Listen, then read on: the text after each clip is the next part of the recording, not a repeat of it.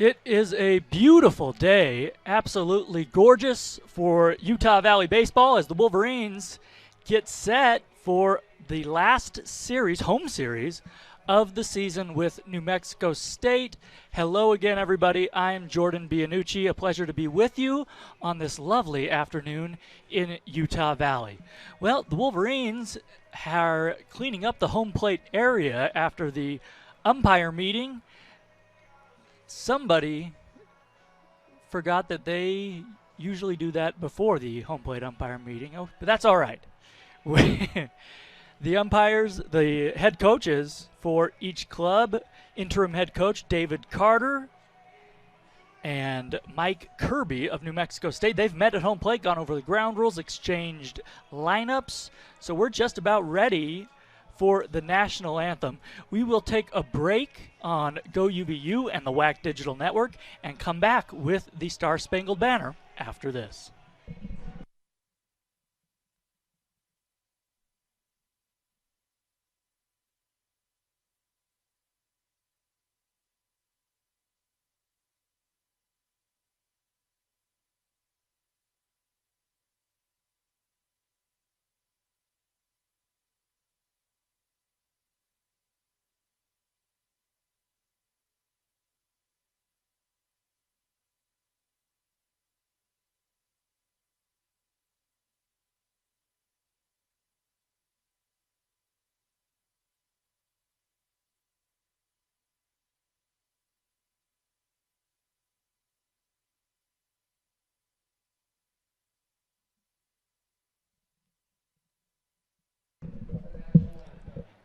Back here at doTERRA Field at UCCU Ballpark as New Mexico State and the Wolverines get ready for Game 1 of this 4-game series. We will now pause for the Star Spangled Banner.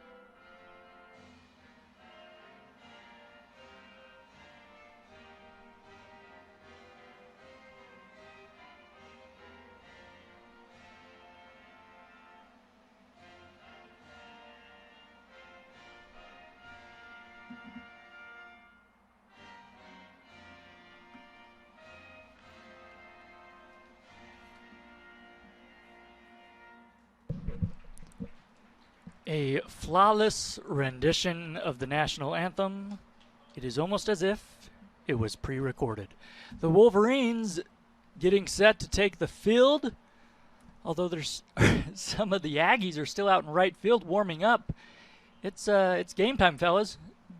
Better head to the dugout. Let's take a look at the lineups. New Mexico State comes into this ballgame with a 17-25 overall record. They are 14-14 in the WAC. We'll take a look at the standings in the WAC momentarily. The lineup for New Mexico State, Zarek Sines playing left field. He'll lead things off. Kevin Jimenez is batting second and playing third. Ethan Mann will play first base and bat third. Cal Villarreal will be in right field, batting cleanup. Brandon Dieter will bat fifth. He's at shortstop. Ronnie Allen Jr., the designated hitter, will bat sixth. Britt Graham, the catcher, will bat seventh. Connor Locks, playing second base, will bat eighth. And Tommy Tabak, will round things out in the ninth spot. He's in center field. For Utah Valley, around the diamond, it will be Sims behind home plate, Kate Polson at first base, Mitch Morales at second, Garrett Broussard at shortstop, Mick Matson at third base, Jeff Aarons in left, Andrew Hacker, the freshman, getting the start in center field, and Xander Marco, one of the seniors, getting the start in right. Marco Polson, a couple of seniors. It's their last home series of their careers. They will be honored, of course, tomorrow between Game 1 and 2 of the doubleheader. So come out to that. Plenty of good seats still available. A sparse crowd on hand right now for a rare noon start on a Friday afternoon. They moved up the time of this ball game because of the graduation festivities scheduled for this afternoon and later today here on the campus of Utah Valley. Well, on the mound for the Wolverines, it's Jesse Schmidt, another senior getting his last home start. This will be his 11th appearance, his 11th start, I should say. He has a .969 earned run average, 23 walks, 37 strikeouts. Opponents are hitting .357 off him, so it hasn't been the ideal senior year that Schmidt was hoping for, but he's pitched better as of late. He pitched really quite well at Dixie State last weekend, and we're ready to go. Stepping in is Signs. He takes a first pitch breaking ball outside for ball one. First pitch at 12:02 local time, so just a couple minutes late. 1-0 fastball. I say a fastball, that was the changeup. Down low, missing. It's 2-0. The game time temp 76 degrees. A slight breeze blowing from right to left. Another off-speed pitch. That one's in there on the inside corner. Strike one to Signs. 2-1 the count. Zarek Signs leads the Aggies in average. .391 he's hitting this season. No homers, 18 RBIs. Left-handed batter, he swings and fouls this one off to the left. Another breaking ball from Schmidt, and it's 2-2. So we haven't seen anything, or we haven't seen any fastballs, I should say, from Jesse Schmidt in this first at-bat. He winds and fires. 2-2 pitch is lifted foul down the left field line. Signs just threw his bat head out at that one, trying to stay alive, and he spoils it.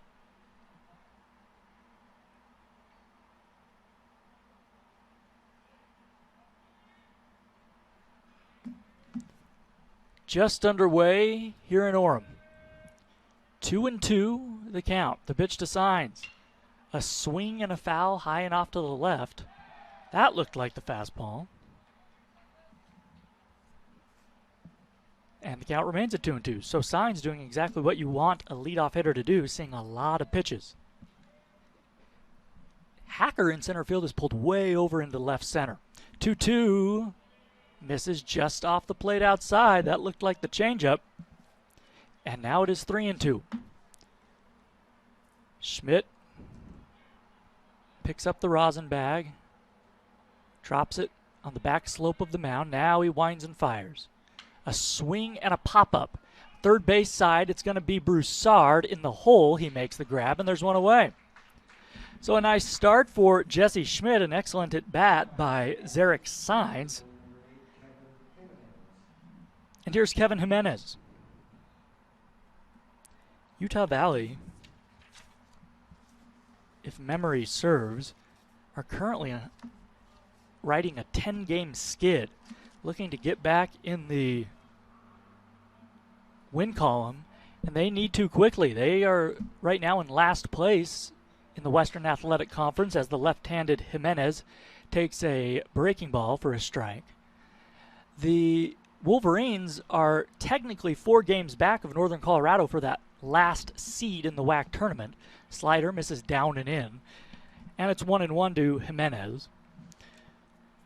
But the WAC, the conference, they are not going completely by just games back of first place, what have you. Here's a chopper, foul on the first base side, a breaking ball. And it's 1-2 to Jimenez, who is hitting .328 on the year. He has 4 homers and 30 men batted home. So we don't know exactly what the Wolverines, what their status exactly is behind Northern Colorado, trying to get that last seed. Here's the pitch and a swing and a miss. A high fastball from Jimenez that he chased around the letters. 2 down in the inning. Nice job by Schmidt to elevate that fastball ahead in the count. So here is Ethan Mann, the sophomore, hitting .310, 7 home runs, 40 men batted home. Righty versus righty. Bases empty, 2 outs, no score. Slider, he checked his swing. They're going to appeal. Well, I thought they were going to appeal to the first base umpire, Matthias Fromelt, but no, they didn't. Blake Jensen said, I got it. He went around, 0-1. The 1-strike pitch, fastball right there on the outside corner, just below the hollows of the knees. A beautiful pitch to Mann, and it's 0-2. Well, for the Wolverines, they don't have to worry about what exactly the situation is as far as how many games they have to win to get back into the WAC tournament, or to qualify, I should say, for the WAC tournament, as Mann swings and foul tips a fastball at home plate. 0-2 the count to him. They just have to win. And the Wolverines do have an advantage in the sense that they've played more games than Northern Colorado, and that will be taken into effect when the final standings are all figured out. Bases empty, 0-0, 2 outs. Top of the first, 0-2, swung on and grounded weakly to short, a 3-hopper. Up with it, Broussard throws to first, and they just get Mann by a half a step. He can fly. A nice job by Jesse Schmidt in the top of the first. He retires New Mexico State in order. No runs, nobody left. We go to the last of the first inning. It's the Aggies 0, the Wolverines coming up. 6th. Jeff Ahrens is in left, batting 7th. McMatson in the 8th spot at 3rd. And Andrew Hacker, the freshman, in center field, batting 9th. We'll take a look at the Aggie defensive order here in just a moment. The starter for New Mexico State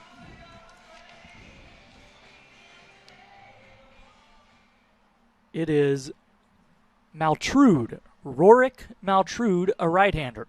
He kicks and fires, a big swing and a foul tip off the bat of Morales into the glove of Graham, strike 1. On the year, as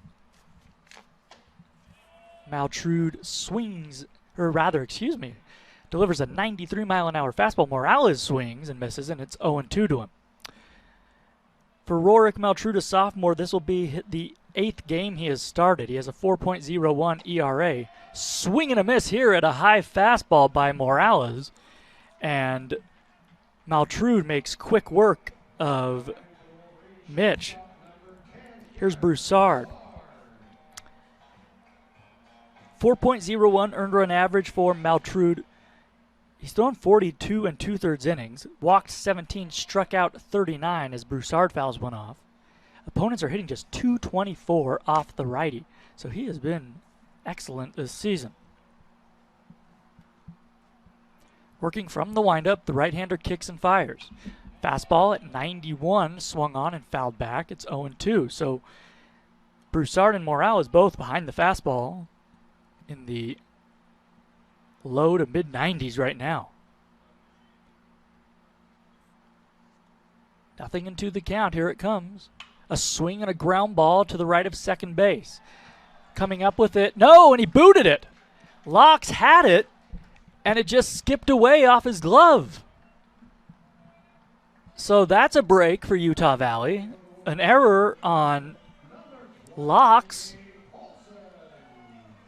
Just a routine ground ball to the right of Locks, and he couldn't handle it. I glanced down at the defensive chart I have here in the booth to make sure I had the correct second baseman, and I didn't see exactly how he booted it. Here's a swing and a high fly ball to right.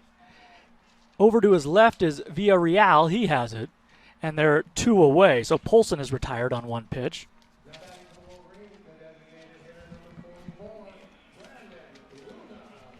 So here's Brandon Luna with 2 outs and a man at first base.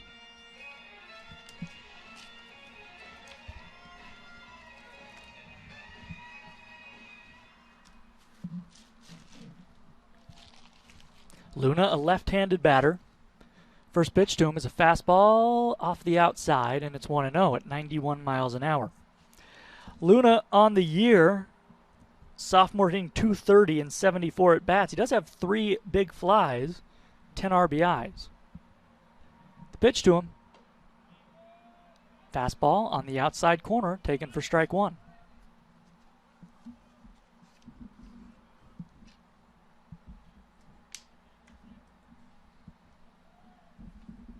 From the stretch, Maltrude comes set. The 1-1 pitch to Luna. A swing and a miss, well behind that fastball on the outside corner. 1 ball and 2 strikes the count to him.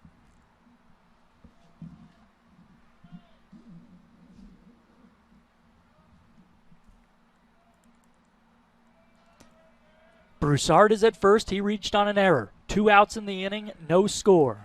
Last of the first. The 1-2 from Maltrude. Here it is. Swing and a miss. He struck him out with the fastball. Luna well behind it, and Maltrude didn't need a whole lot more than that fastball in the last of the first. So the Wolverines leave a man stranded, no runs, no hits. On to inning number 2. It's the Aggies nothing, the Wolverines nothing.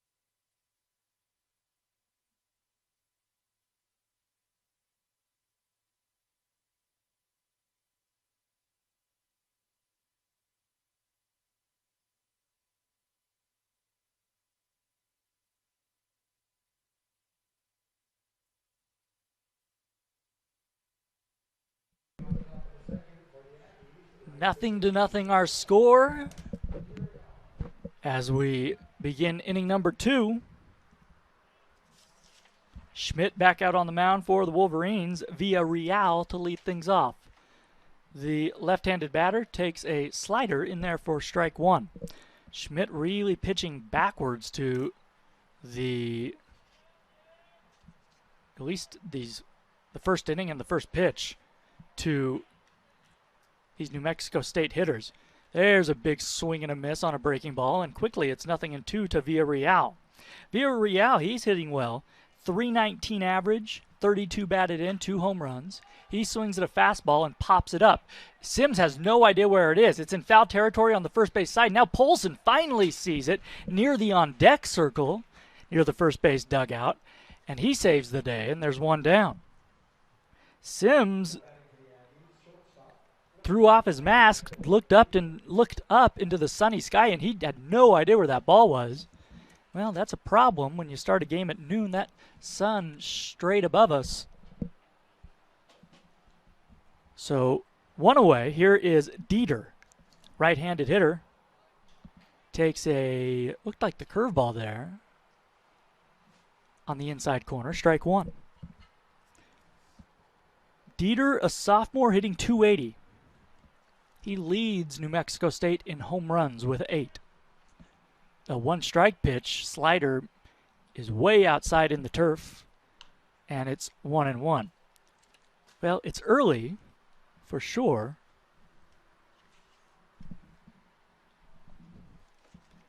But Jesse Schmidt has been really good and around the strike zone, just has pounded it. There's a breaking ball. Ooh, That just missed maybe a little below the knees. That was a good-looking pitch. 2 balls and 1 strike the count now.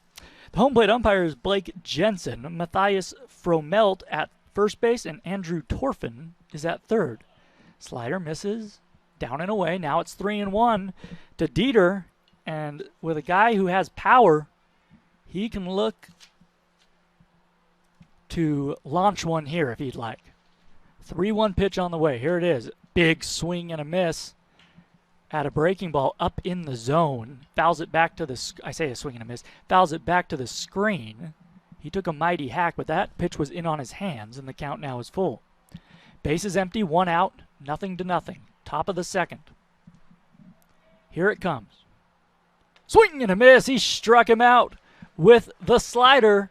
A beauty from Schmidt, his second strikeout of the day. And here is Ronnie Allen Jr., the junior, hitting .231, 4 homers, 11 men batted home. So New Mexico State, they can swing the bat.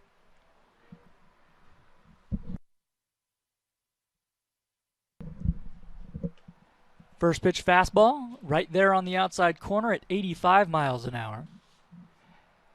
And the count is 0-1. Schmidt working from the windup with the bases empty. He kicks and fires. Slider misses down low to the big switch-hitting Allen Jr., who's hitting from the left side. And, folks, some good news. Ryan Pickens has just joined us in the booth. The 1-1 pitch, a check swing, he went around. It's 1-2 to Allen Jr. Ryan, fresh off calling the softball game. I had to rest for a few minutes, I guess. I mean, before heading over, but I will say it's nice and cool here in the press box compared to what it's been like out at softball. But always great to see Utah Valley softball get a W, and 8-1 win always feels good. There you go. Curveball misses down low. 2-2 pitch. Another curveball down low again, same spot. Full count now to Allen Jr., the designated hitter. Well, it's nice and cool in here because I finally, after 10 years, got the AC working in the booth. Unbelievable. 3-2 the count. The pitch. Slider missed down and in. He walked him. First base runner for New Mexico State this afternoon. And that brings up Britt Graham, a freshman who's had just 49 at-bats this season. He's hitting .245. So if you're Schmidt, not a terrible walk there. Obviously, he didn't want to walk him. But instead of facing Allen Jr., who has some power, you face Graham, who's yet to really get the bat going this season. Graham, a switch hitter hitting from the left side. The pitch, fastball on the inside corner. That had some cut to it, breaking in toward the back foot of the left-handed hitter. Strike 1 called. Polson holding on Allen Jr. at first base. That opens up a hole on the right side for the left-handed hitter. Here's a swing and a foul tap at home plate. Fastball, knee high, and it's 0-2. So again, Schmidt gets ahead of this hitter. He's been excellent through 1 2/3. The Wolverines certainly need a stellar outing this afternoon. 0-2 pitch. Graham swings and misses at the breaking ball. Boy, does Jesse Schmidt look sharp. The third strikeout for Schmidt. The inning is over. 1 left. No runs, no hits for the Aggies. We go to the last of the second inning. 0-0 our score.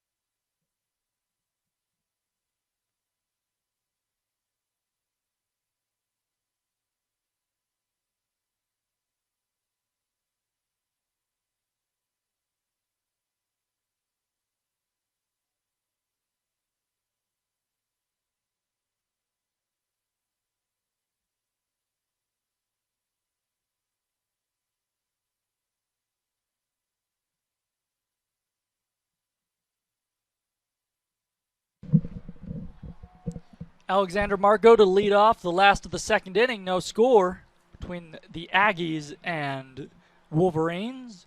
Check swing from Marco, and the fastball hit the knob of his bat. Well, I think Marco will take it because that was at 91 and would not have been pleasant had that hit him in the wrist. Here's a big swing and a miss at an off-speed pitch. And it's quickly 0-2. I think that was the changeup, and a good one from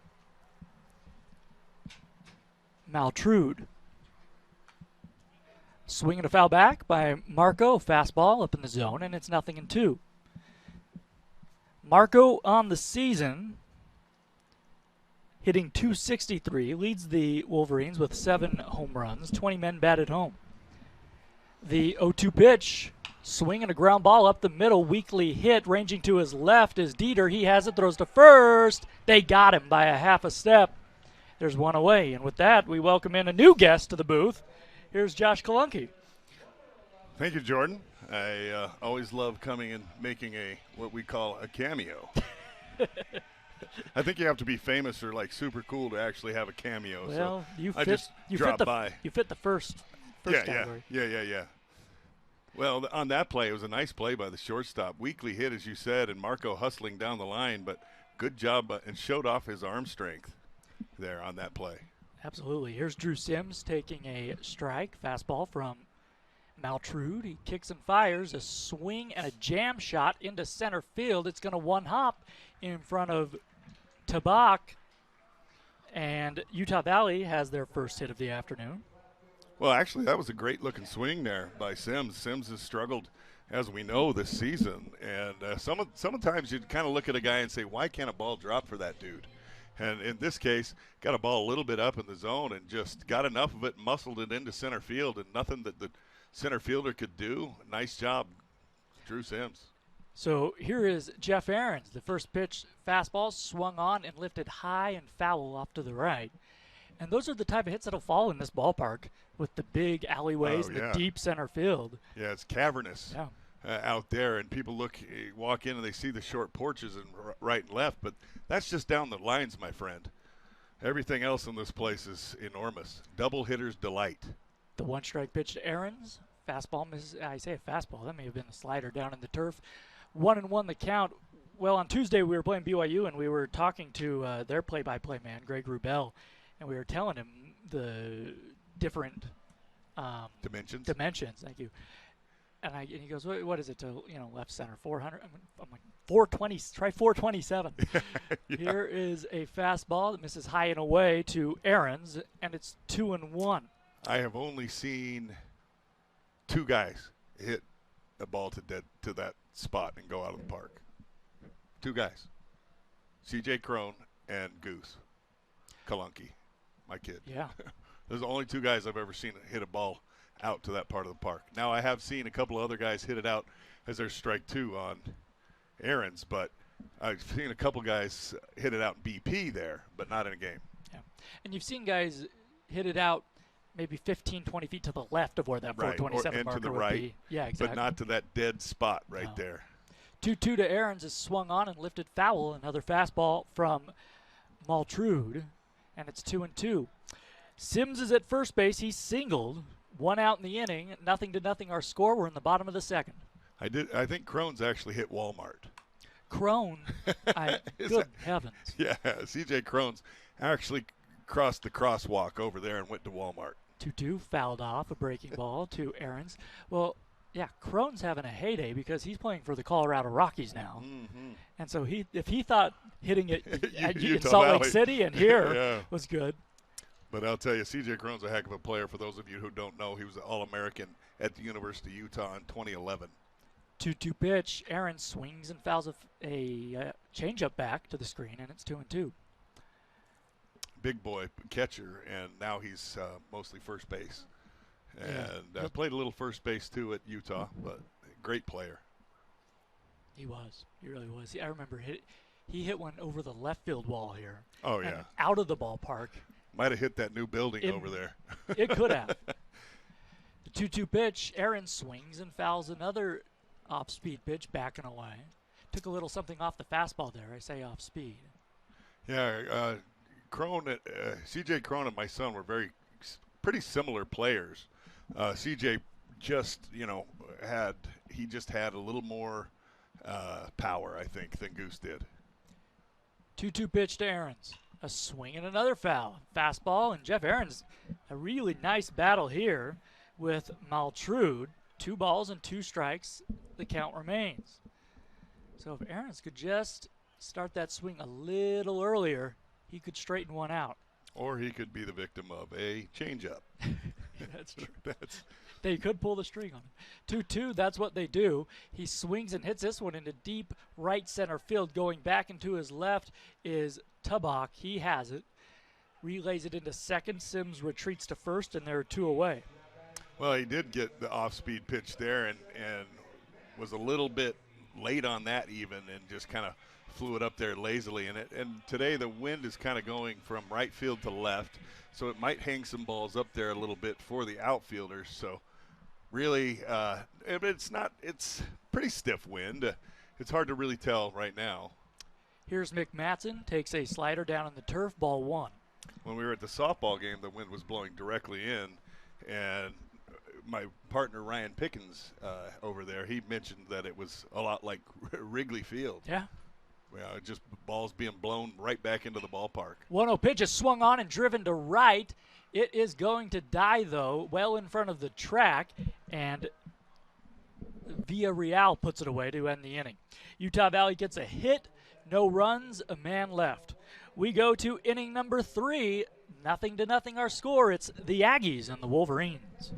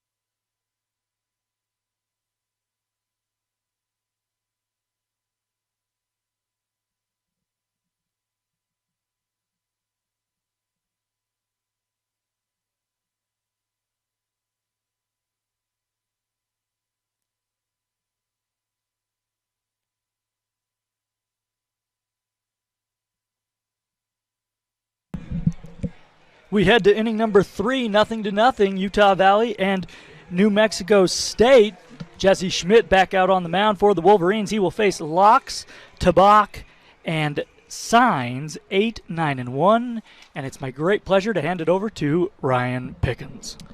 Thank you, Jordan. Appreciate it. As we get ready to start here, the top of the 3rd, the first pitch from Jesse Schmidt misses for ball 1. 1 ball and no strikes. The count here on Jesse Schmidt, not on Jesse Schmidt. It's hard to pitch and hit at the same time. So I've seen it done.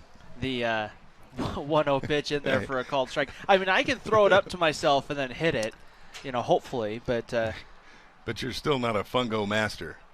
The 1-1 pitch on its way home. There's a line drive to left field. That's going to fall for a base hit. The leadoff man on here for New Mexico State here in the top half of the inning. Well, that was well struck. Good job. He kind of waited back on that off-speed pitch and then just drove it in to left field for a good, solid base hit. So now Tommy Tabak, the center fielder, will stand in. Tabak will get up for the first time here this afternoon for New Mexico State. No score, top of the 3rd inning as Tabak stands in against Jesse Schmidt. Tabak comes in with excellent numbers on the year. Ground ball past the diving Garrett Broussard into left center field. The runner will go from first to third. Laux slides into third, and runners on the corners. And here come the Aggies with some offense, and just a well-placed base hit there by Tommy Tabak. Yeah, and the Wolverines just kind of had him played more up the middle. He hit that right to the spot where the shortstop generally always is, and instead of it being a routine play for Broussard, he had to dive to his right-hand side and just unable to make that play, and it was hit well. He stung it right on the line, and Tabak now with a base hit. As I said, he came in hitting .358. You look at that as your number 9-hole hitter, kind of your second leadoff man, as we talked about when we did the softball game this morning. Zarek Saenz chops this one to second. Morales will go to Broussard for one. That's all the Wolverines will get. The runner scores from third. It's 1-0 New Mexico State. Well, nice job by Saenz getting down the line, but mostly that ball was on that big chop, because that big chop took so much time to get to Morales. A nice job by Morales to get it as quickly as he could and make a nice turn and throw to the shortstop, but just absolutely no chance to get Saenz. He was running hard out of the box. Kevin Jimenez will be the hitter, number 8, as the Aggies are able to push across the run. Jimenez 0 for 1, went down on strikes back in his first plate appearance.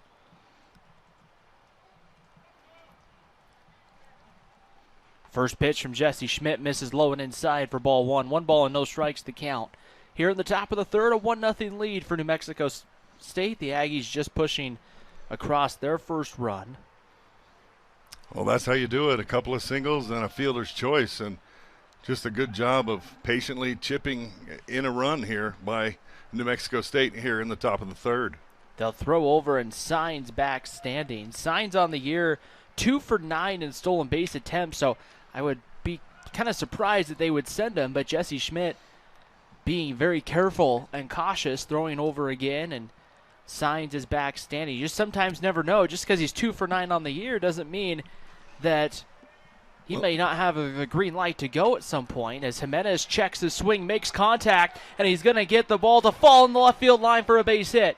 Saenz will stop at third, going into second is Jimenez, and New Mexico State now with 1 out, runners on at second and third, and Ethan Mann will be the hitter. Well, that's the very definition of an excuse me double right there. He just kind of checked his swing almost, and it just came off his bat right to where the Wolverines weren't. And sometimes you just have to hit them where they ain't there, Ryan, and that was the perfect case right there. Nothing that the Wolverines could do to prevent that ball from getting into no man's land, and just kind of ricocheted into towards the bullpen, and that actually gave the opportunity to get that second base.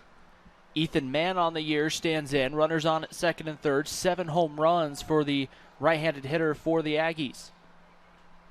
Jesse Schmidt delivers the pitch on its way. Ground ball, pulled foul, and snowballs and a strike to count here on Mann.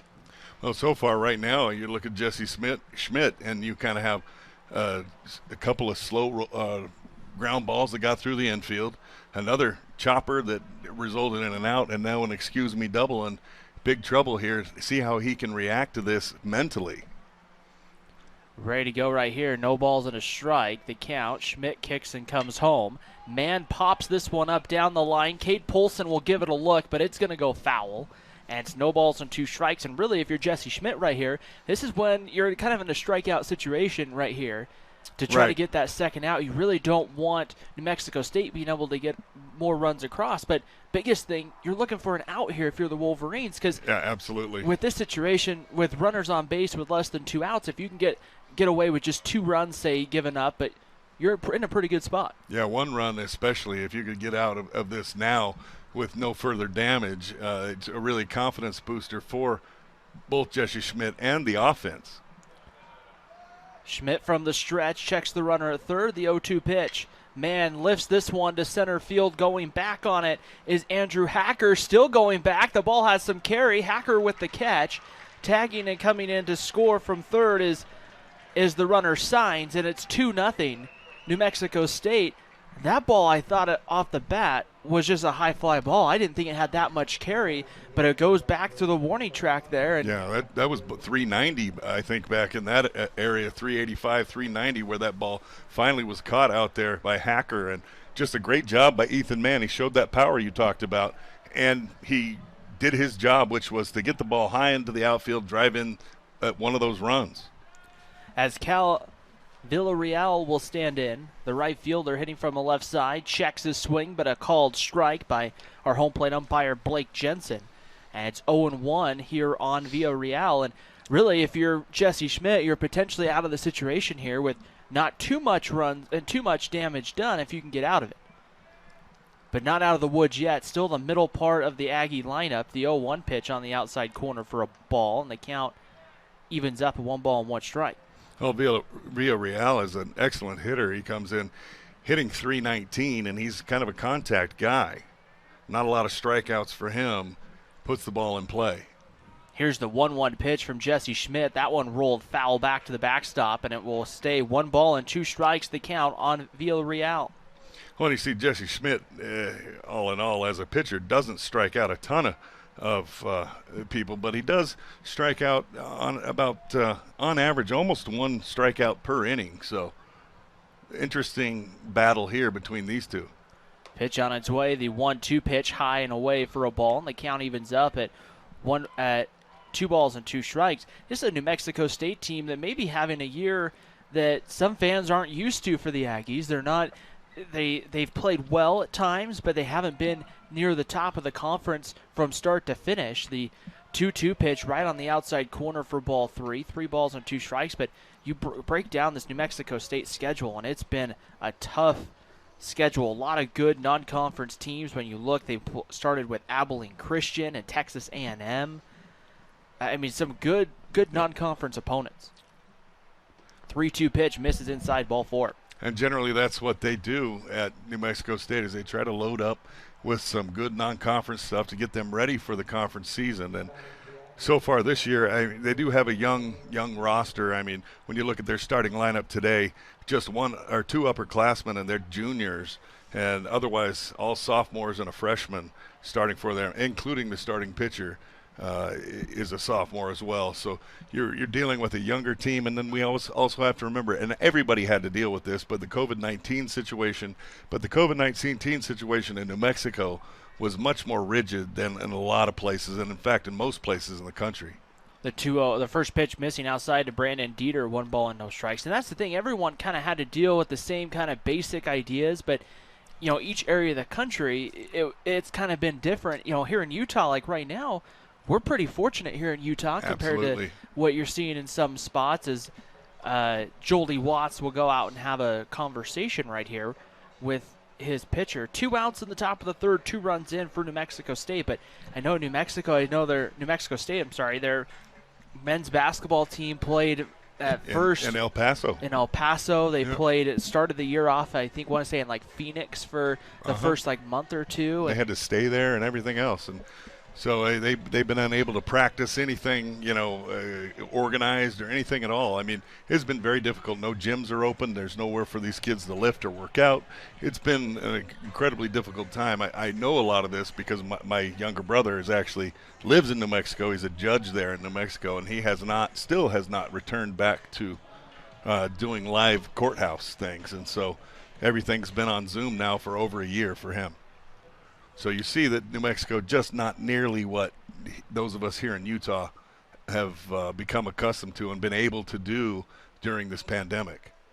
Brandon Dieter stands back in, 1 ball and no strikes the count on the sophomore from Covina, California. That one bounces in for a ball 2. Good block by Drew Sims, and it's 2-0 on Brandon Dieter. Mike Kirby, the head coach for New Mexico State.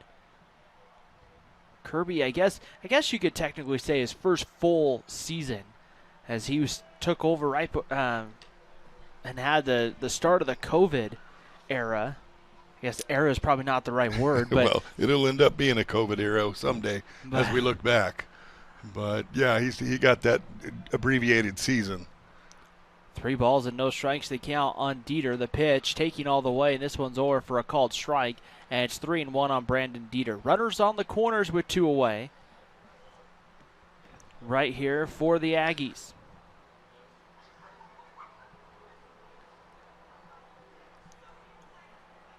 The 3-1 pitch from Jesse Schmidt on its way home. Ground ball hit to short. Broussard will go the short way to second, and the inning is over. 2 runs across, though, for the Aggies in the top of the third. Coming up, the Wolverines will hit after the break here on the WAC Digital Network.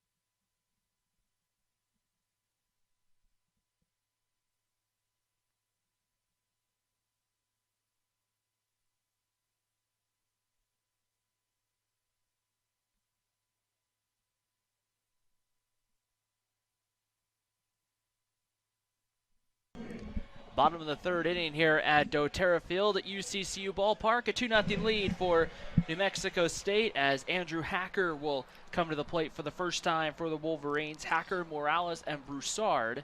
The first pitch, a called strike at the knees to Andrew Hacker, and 0-1. Well, Hacker, the freshman, he's really kind of picked things up here as he's had a few more opportunities. He had some big moments for the Wolverines so far this year. A guy with a lot of potential. The 0-1 pitch low for a ball, and the count evens up here at 1 ball and 1 strike on Hacker. Hitting 188, but like you said, if you were to take a look at the last few weeks, he's really picked it multiple up. hit ball games for the Wolverines. The 1-1 pitch, including I think it was his first collegiate home run down just a couple of weeks ago. Yeah, that was outstanding. And so you've seen him as he's become more accustomed to getting some more opportunities to improve his play. 2 balls and a strike to count on Hacker right here. As the pitch comes home, there's a bouncing ball hit to second. Up with it is Laux. He'll throw to first in time to get Andrew Hacker. There's 1 away. And back to the top of the lineup and Mitch Morales. And with Laux, we're not sure if his name is pronounced Laux or Lau, or we're going with Laux because we do not have a pronunciation guide at all. So if that's incorrect, we will try to find out before the ball game tomorrow. So Mitch Morales will stand in right here, ready to go. As it looks like they're gonna change out baseballs right here. And see right here what we're setting ready to go now with 1 gone, bottom of the third. The pitch on its way to Morales, ground ball right past the third baseman down the third baseline of the wall. Karams off the wall. Morales takes the turnaround first, and he's standing on second with a 1-out double for the Wolverines. And that was one just well-placed ball right down the line. Kind of the thing the Wolverines have been lacking is kind of catching that break on a hard hit ball. Absolutely. It seems like every ball the Wolverines hit hard is right at somebody, but in this case, the third baseman was playing a little bit shaded to his left towards shortstop, and that ball was inside, and Morales just took it and ripped it, turned on it, ripped it right down that line, and easy stand-up double. Well done, Mitch Morales. With 1 gone, Garrett Broussard will stand in. The pitch on its way. Fastball on the outside corner for a called strike.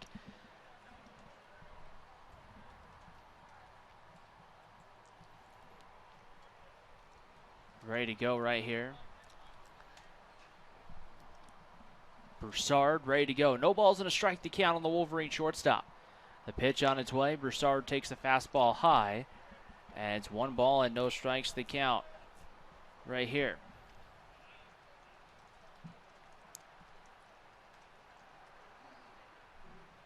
Broussard's another player that has really shown some pickup to his game here as we've advanced through the season. He got off to a little bit of a slow start, which was not customary for him, as he got off to such a great start of his COVID-shortened original freshman season. And since we have the kind of redo, I guess we'll call it, that his second opportunity has not gone quite as well as that first one, but he really has picked it up here and is being more productive for the Wolverines. Reached on an error in his first plate appearance, and Broussard hits this one foul, and it's 2 balls and 2 strikes on Garrett Broussard. Well, he continues to play a solid shortstop, and so defensively he's such an asset for the Wolverines that you just kind of hope that he gets his offense going as well as his defense. And you would think with more at-bats for Garrett Broussard, that's going to come. Sometimes it takes, a year or so, and you have to remember with a COVID-shortened freshman campaign, you didn't get that many at-bats in. The 2-2 pitch misses low ball 3. Could you take a look at the guy on deck, Cade Polson?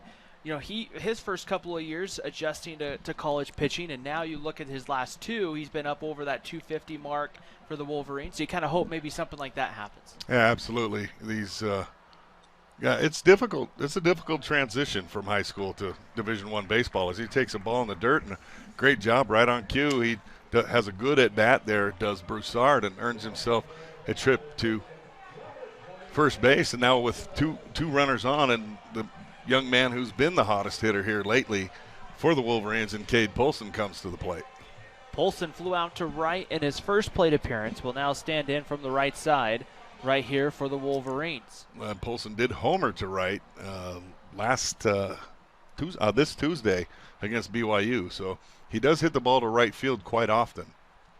Fastball right on the outside corner. No balls and a strike to count here from Maltrud to Cade Polson. Senior weekend, of course, the final home series for the Wolverines here against New Mexico State. The seniors will be honored tomorrow. Cade Polson will be one of those 4 seniors. From the pitch on its way, the 0-1 pitch sent foul, and it's no balls and 2 strikes on Cade Polson. For me, it's a little weird, Josh, because I've called so many of Cade Polson's games from high school to here. It's true, yeah. That he would be finished, yeah. I'm thinking about next season, how weird it's going to be not to, write Cade Polson's name in my scorebook somewhere. Well, it's try having a kid that's played, and now's been done for 5 years. The 0-2 pitch, ready to go right here. The pitch to Cade Polson. That one stays high above the belt for a ball, and it's 1-2 on Cade Polson. Now, next year will be 10 years since my son Goose left Utah Valley, that team from 2012 that was 47-12, and then had won the 32 games in a row that year. And so seems like yesterday. There's a strike 3 there, and High Cheese just couldn't lay off. Polson swings through and misses for out number 2, and that will bring up Brandon Luna.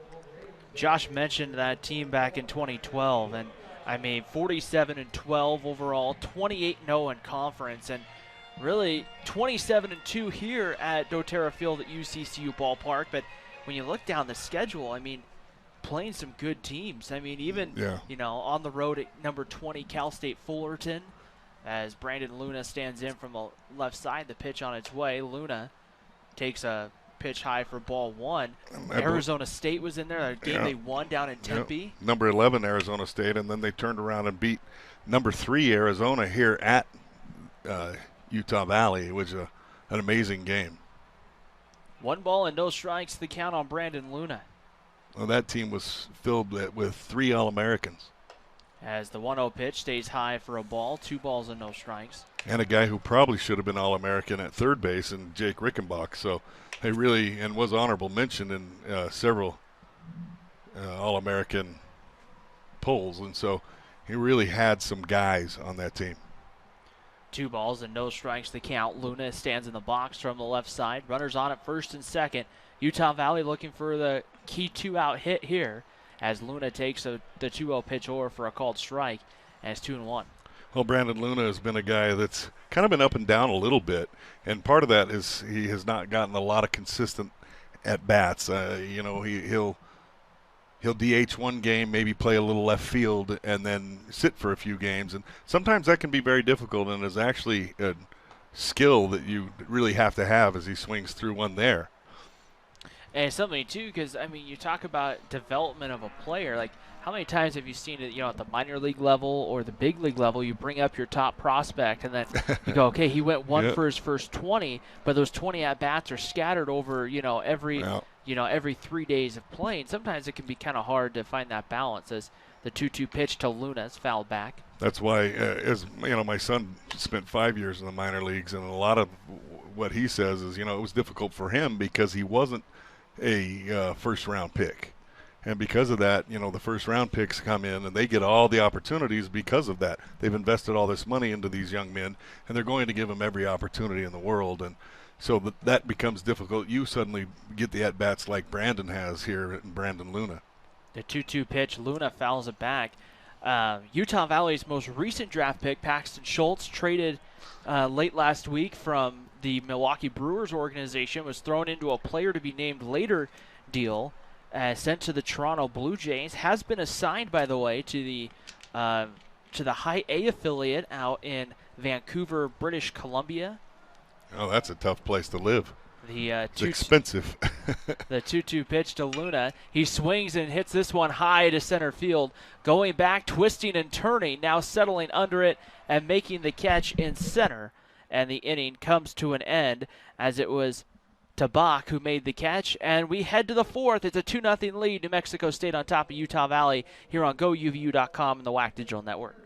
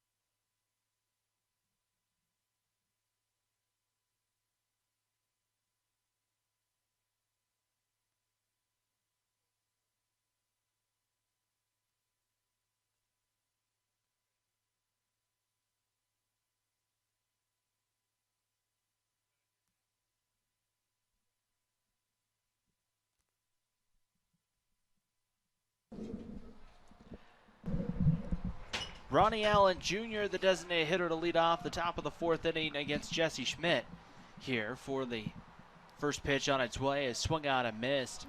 No balls and a strike here on Jesse Schmidt. Ryan Pickens and Josh Kalunke calling baseball. This is the first time we've called baseball together. Isn't it great? We've done women's basketball. We've done softball. Now we've done baseball. We've gone for the trifecta. So the 0-1 pitch missing low for a ball, and the count moves to 1-1. We got to get you in on some men's hoops. It'd be fun. It is a lot of fun. The men's game is exciting to go to. The 1-1 pitch, getting in there for a called strike. It will be probably a little bit better when you get back to having normal fans, where you can really get the. This year we're kind of limited for the most part, but it is a lot of fun. Doing men's basketball is a lot of fun. Doing women's basketball actually is a lot of fun. And doing softball has been it's been an eye-opener. It's been a lot of fun. I really enjoy that game. As Ronnie Allen Jr. swings and misses for strike three, and that will bring up the catcher, Britt Graham. Graham, a freshman on the year, came in hitting .245 on the season. 0 for 1 today with a strikeout. Well, Jesse Schmidt, that last against Allen there, he used that big hook that he has and excellent curveball to strike out Allen. First pitch misses outside for a ball. 1 ball and no strikes on Britt Graham. Jesse Schmidt on Friday night at Dixie State really had that curveball going pretty well as the 1-0 pitch misses low for a ball.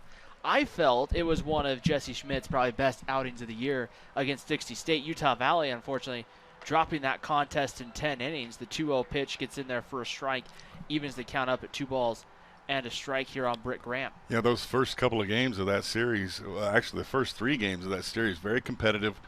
And Wolverines did a great job both pitching and hitting in those series, just unable to come away with any wins, unfortunately. And that's kind of been the story of the season this year for the Wolverines. It just no break has gone their way. 3-0 pitch fouled back, and the count or 3-1 pitch fouled back. Count goes full. And that's a really good point that you bring up, because when you look at it, they talk in baseball like, okay, we didn't get the break today, but we'll get the break at some point. Absolutely, yeah. And it just seems like for Utah Valley at times this year, the breaks never kind of going their way. The pitch on the corner called strike 3, back-to-back Ks from Jesse Schmidt. Look, excellent pitch there, just kind of lulled him to sleep and then buzzed that fastball in underneath the hands, and nothing that could be done with that pitch except go grab a seat and maybe a little Gatorade. Connor Laux will stand in. You'll need some Gatorade today.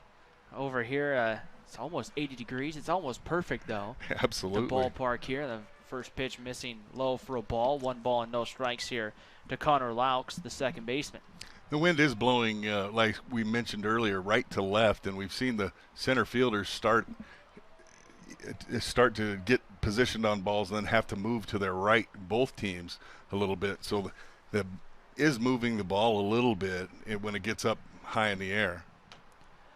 The 2-0 pitch settles in there for a called strike, and it's 2-1 here on Laux. Laux hitting .215 on the year. He started his collegiate career. He's a transfer from Cloud County Community College. The 2-1 pitch missing for a ball. Count runs to 3-1. He's out of Hastings, Nebraska. Wow. So going south to Las Cruces to play some college baseball. 3-1 pitch on its way is swung on, popped up.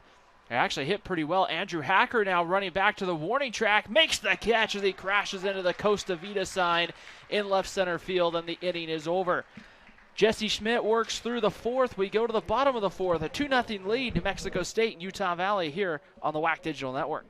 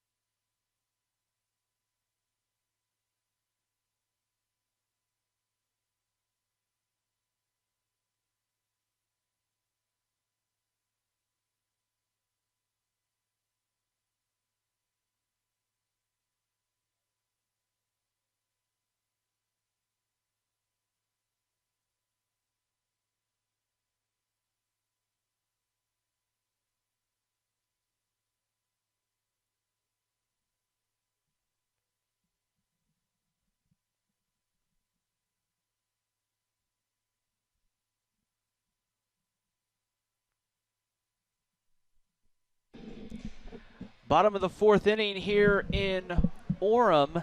Alexander Marco stands in and checks his swing, and he made contact with the baseball, but he's kind of shaking off his hand as he heads over towards the Utah Valley dugout. But he made contact off, I think, the knob of his bat, but I don't know if it just kind of... That actually happened in this first at bat, and so I'm not sure if it hit the bat and then he fouled it off into his forearm, or if it hit his hand as it hit. It looks like it's his hand, and that's a terrible, terrible thing, because that is a difficult thing if you get injured there. And I say this because it's my point of reference, but my son Goose actually broke his hand. It was hit in that same spot, broke his pinky, and had to have pins put in there. He actually played with the pins in. That was probably not a genius idea, but he did it. And it's not an easy thing to do. And they're actually looking, it looks like, at that pinky. It's difficult for me to see from here. Yeah, Beeve Levitt out of the Utah Valley dugout there with David Carter. And it's just tough because Alexander Marco is starting to hit a groove that you'd kind of like to see here the rest of the way. But there's so many little bones in your hand. Yeah. It doesn't take very much. But so far, at least for right now, it looks like Alexander Marco is going to give it a go and see. We'll see if he'll probably take a couple practice cuts and kind of feel it out. But we'll have to keep an eye on that here as we get ready to go the rest of the way. I think Alexander Marco's had a tremendous year. He's hitting just 263. Well, I say just, but he's hitting 263. But the most impressive thing that he has is those home runs in 7, but the 19 doubles is absolutely amazing. That's a tremendous number right there. He's starting to get up near the school record, which is 25. The 1-1 pitch swung on a miss, strike 2 from Alexander Marco. And when you take a look at it too for Alexander Marco, I never really thought about it at first glance, but he's almost at times been almost pitched around, I felt like, just a little bit. Absolutely. Yeah, why would you pitch to him? As Marco swings and pops this one up and fouls it away, 1 ball and 2 strikes. And at times you've seen Marco and then Cade Polson, and nothing against Cade Polson, but sometimes as a coach you're saying, hey, I'm going to pick my poison here. Absolutely. That should fire you up if you're hitting behind Alexander Marco. 100%. But the difference is, as he takes strike 3 on outside corner, but I think that at bat kind of went awry as soon as that first pitch situation and his hand there. So Alex, as I call him Xander the Zan Man, and the Zan Man goes into the dugout, did not look happy there, and I think he's just a little frustrated with the situation with that first pitch. Drew Sims will be the hitter for the Wolverines. He takes the first pitch and lines this one into right center field. The question is getting back and making the play in right is Villarreal. I wasn't sure if that was going to line up over the head, but Villarreal played perfectly there in right center. Well, right there, Sims, another good-looking swing. He had a good swing in his first at-bat as he singled up the middle, and this time another good swing, drove the ball into right field. But again, you get that ball in the gap and you run for days. But if you get it and it hangs up a little bit, that right fielder makes a nice play. Jeff Ahrens checks his swing, and he went, according to our first base umpire. They go down to Matthias Fromelt there, and they said he went. The 0-1 pitch on its way. In there for a called strike, and it's 0-2 to Jeff Ahrens. So the right-hander working well here with 2 outs in the bottom of the 4th. The pitch on its way, swung out and missed, strike 3. So the Wolverines down in order 1-2-3. We head to the 5th. Utah Valley and New Mexico State 2-0 Aggies here on the WAC Digital Network.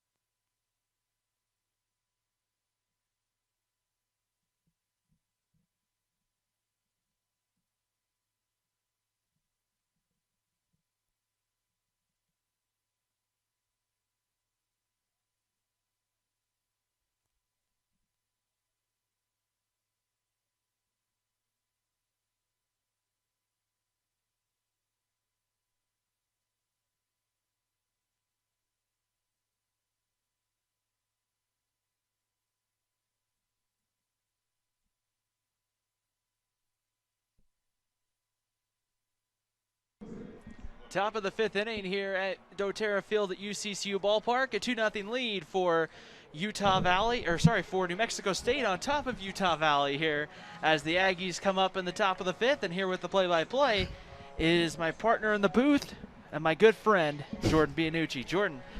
Thank you very much, Ryan. What are we doing after the game, friend? And the headset is off.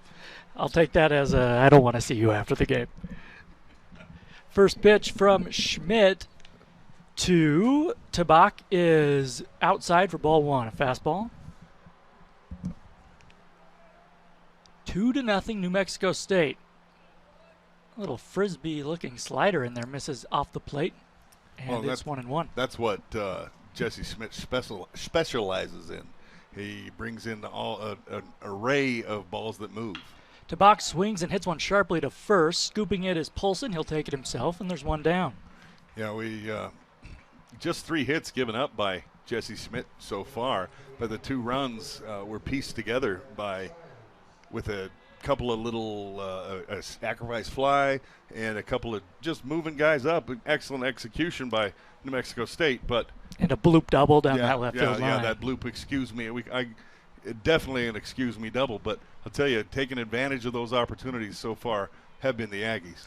Top of the order, Signs takes a fastball, and I'm not buying that was 94 miles an hour, but it misses and it's 1-0. It came up as 94 on the gun. The 1-0 pitch is swung on and grounded up the middle. Base hit to the right of the second base bag.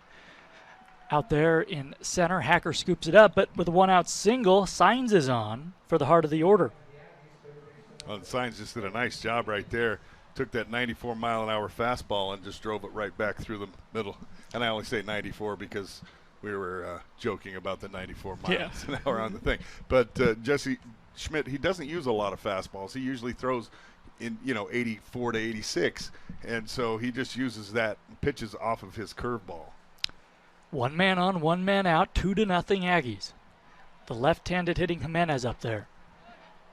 That's in there at the knees for a strike called. I think that may have been the fastball at 83. Polson holding on the runner at first. That opens up a hole on the right side.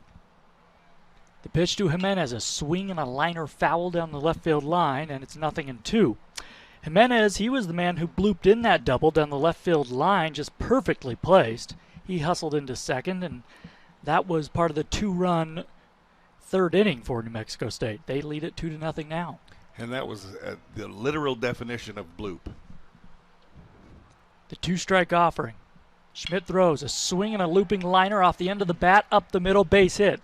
Stopping at second is Signs. Jimenez has himself his second hit of the afternoon, and with 1 out there, 2 men on for Mann. Well, that was a great job by Jimenez right there. He shortened up his swing. He had 2 strikes. Just kind of shortened up his swing and tried to go back up the middle and got the pitch that he wanted to try to drive back through the middle, and just did a nice job of hitting it right back where it came from. Well, Utah Valley would love a double play ball here. They've turned plenty of them this season, 40 to be exact. They are 12th nationally, or excuse me, 4th in the nation in double play balls turned this year. That's an outstanding job. It's Mann swings and misses at a breaking ball, and it's 0-1. Well, that's there right there. That's what Jesse Schmidt specializes in, is that off-speed, big, slow curveball right there, and that thing was nasty. Down and away. Mann is 0 for 1 with a sacrifice fly. The 1-strike offering. A swing and a fly ball skied into right center field. Marco to his right, calls everybody off, has it, tagging at second, heading for third is Signs. The throw is cut off, and there will be runners on the corners with 2 away. Wow, I thought that was a pretty bold tag there at second base with the arm that is possessed out there by Xander Marco. I didn't think that he would take that chance, but Signs showing excellent speed and instincts right there, and a great job by him to advance. You see excellent speed, and this is not indicative necessarily of his speed, but Signs on the year has stolen 2 bases. He's been caught 7 times. Yeah, that's kind of crazy. And that's an interesting number. It obviously says that he does have speed because they've allowed him to continue to run. And sometimes it's just a young player adjusting to the college game and reading pitchers. Villarreal, the left-handed batter, takes a fastball on the inside corner, called for strike 1. Because you really have to have a sense for stealing bases. I know I've seen guys that are extremely fast that just simply can't run the bases very well. But right there, Signs shows that he does run the bases well. Probably just needs to get a little better at reading pitchers so that he's able to get a better jump. Well, Schmidt checks on Jimenez at first base. He's stolen 5 bags this year. He's been caught 5 times. Runners on the corners, 2 outs, 2-0 Aggies. The pitch, breaking ball. There goes the runner. The throw down by Sims. He's safe. Just barely. A good throw by Sims, a hair to the right of the second base bag. But with his 6th stolen base of the season is Jimenez, and 2 men are in scoring position with 2 down here. Was that a bit of a delayed steal there? I think it was. And it was an off-speed pitch that came inside, and I think Jimenez just saw that ball go inside, and he thought, I'm going to take advantage of this because now the catcher is behind the hitter, and it's going to be difficult for him to throw me out, and just a great read by him. 0-2 pitch. Schmidt to the plate. A swing and a chopper up the middle to his left. Broussard, he has it, throws, got him at first.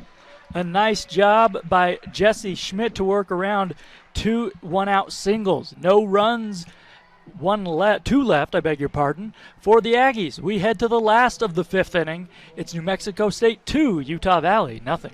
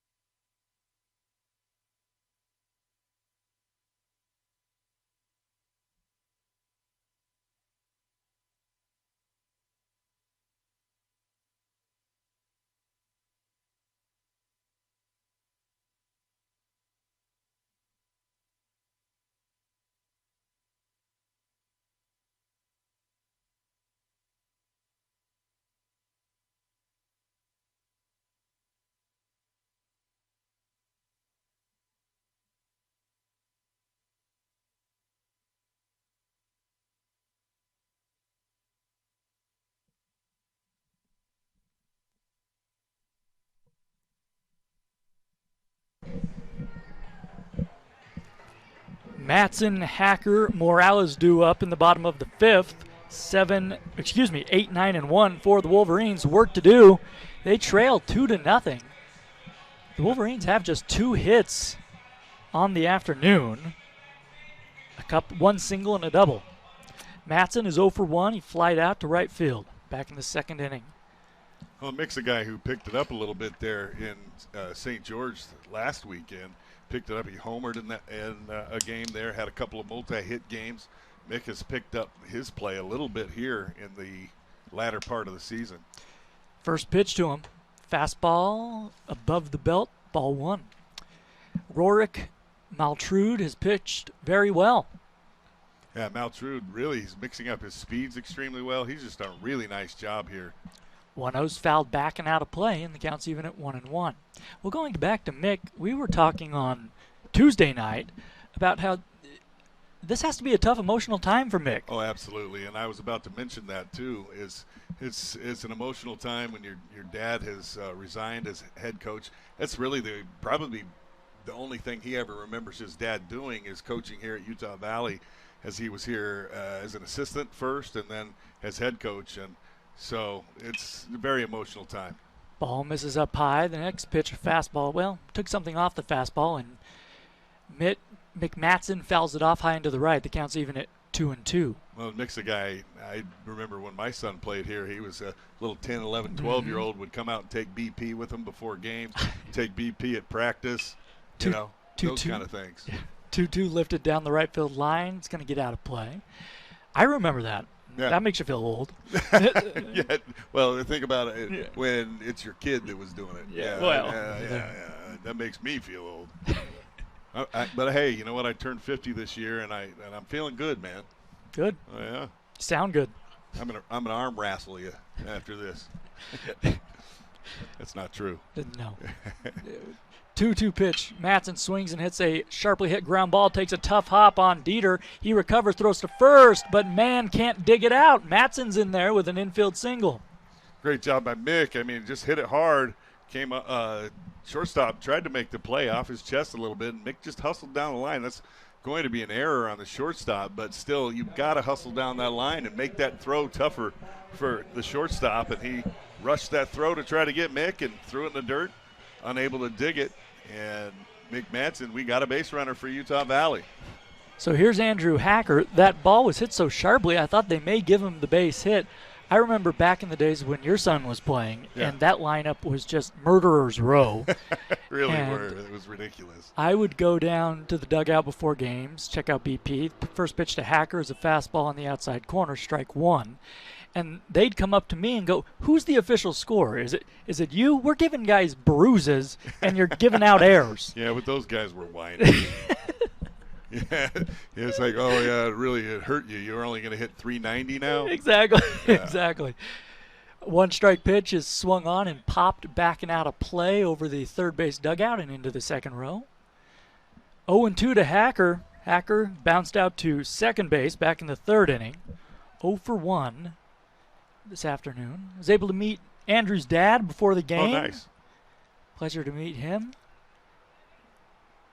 Yeah, it's always nice to meet the players' parents and things because, you know, those folks, parents, aunts, uncles, moms, dads, everybody, they've sacrificed so much for these young men to get to this point. 0-2 swung on and missed. He chased looked like the slider down and away. And Hacker's down on strikes, one away. Outstanding pitch there from Maltrude.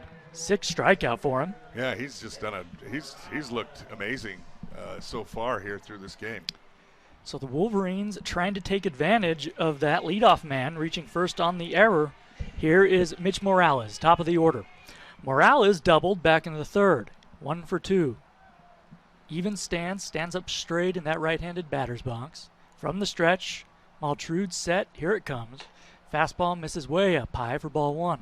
We were talking about the sacrifices of parents and things. Well, you also have to remember that in baseball and several other sports, there are not scholarships for every one of these kids. It's not like basketball. It's not like football. You don't get a scholarship with everything included.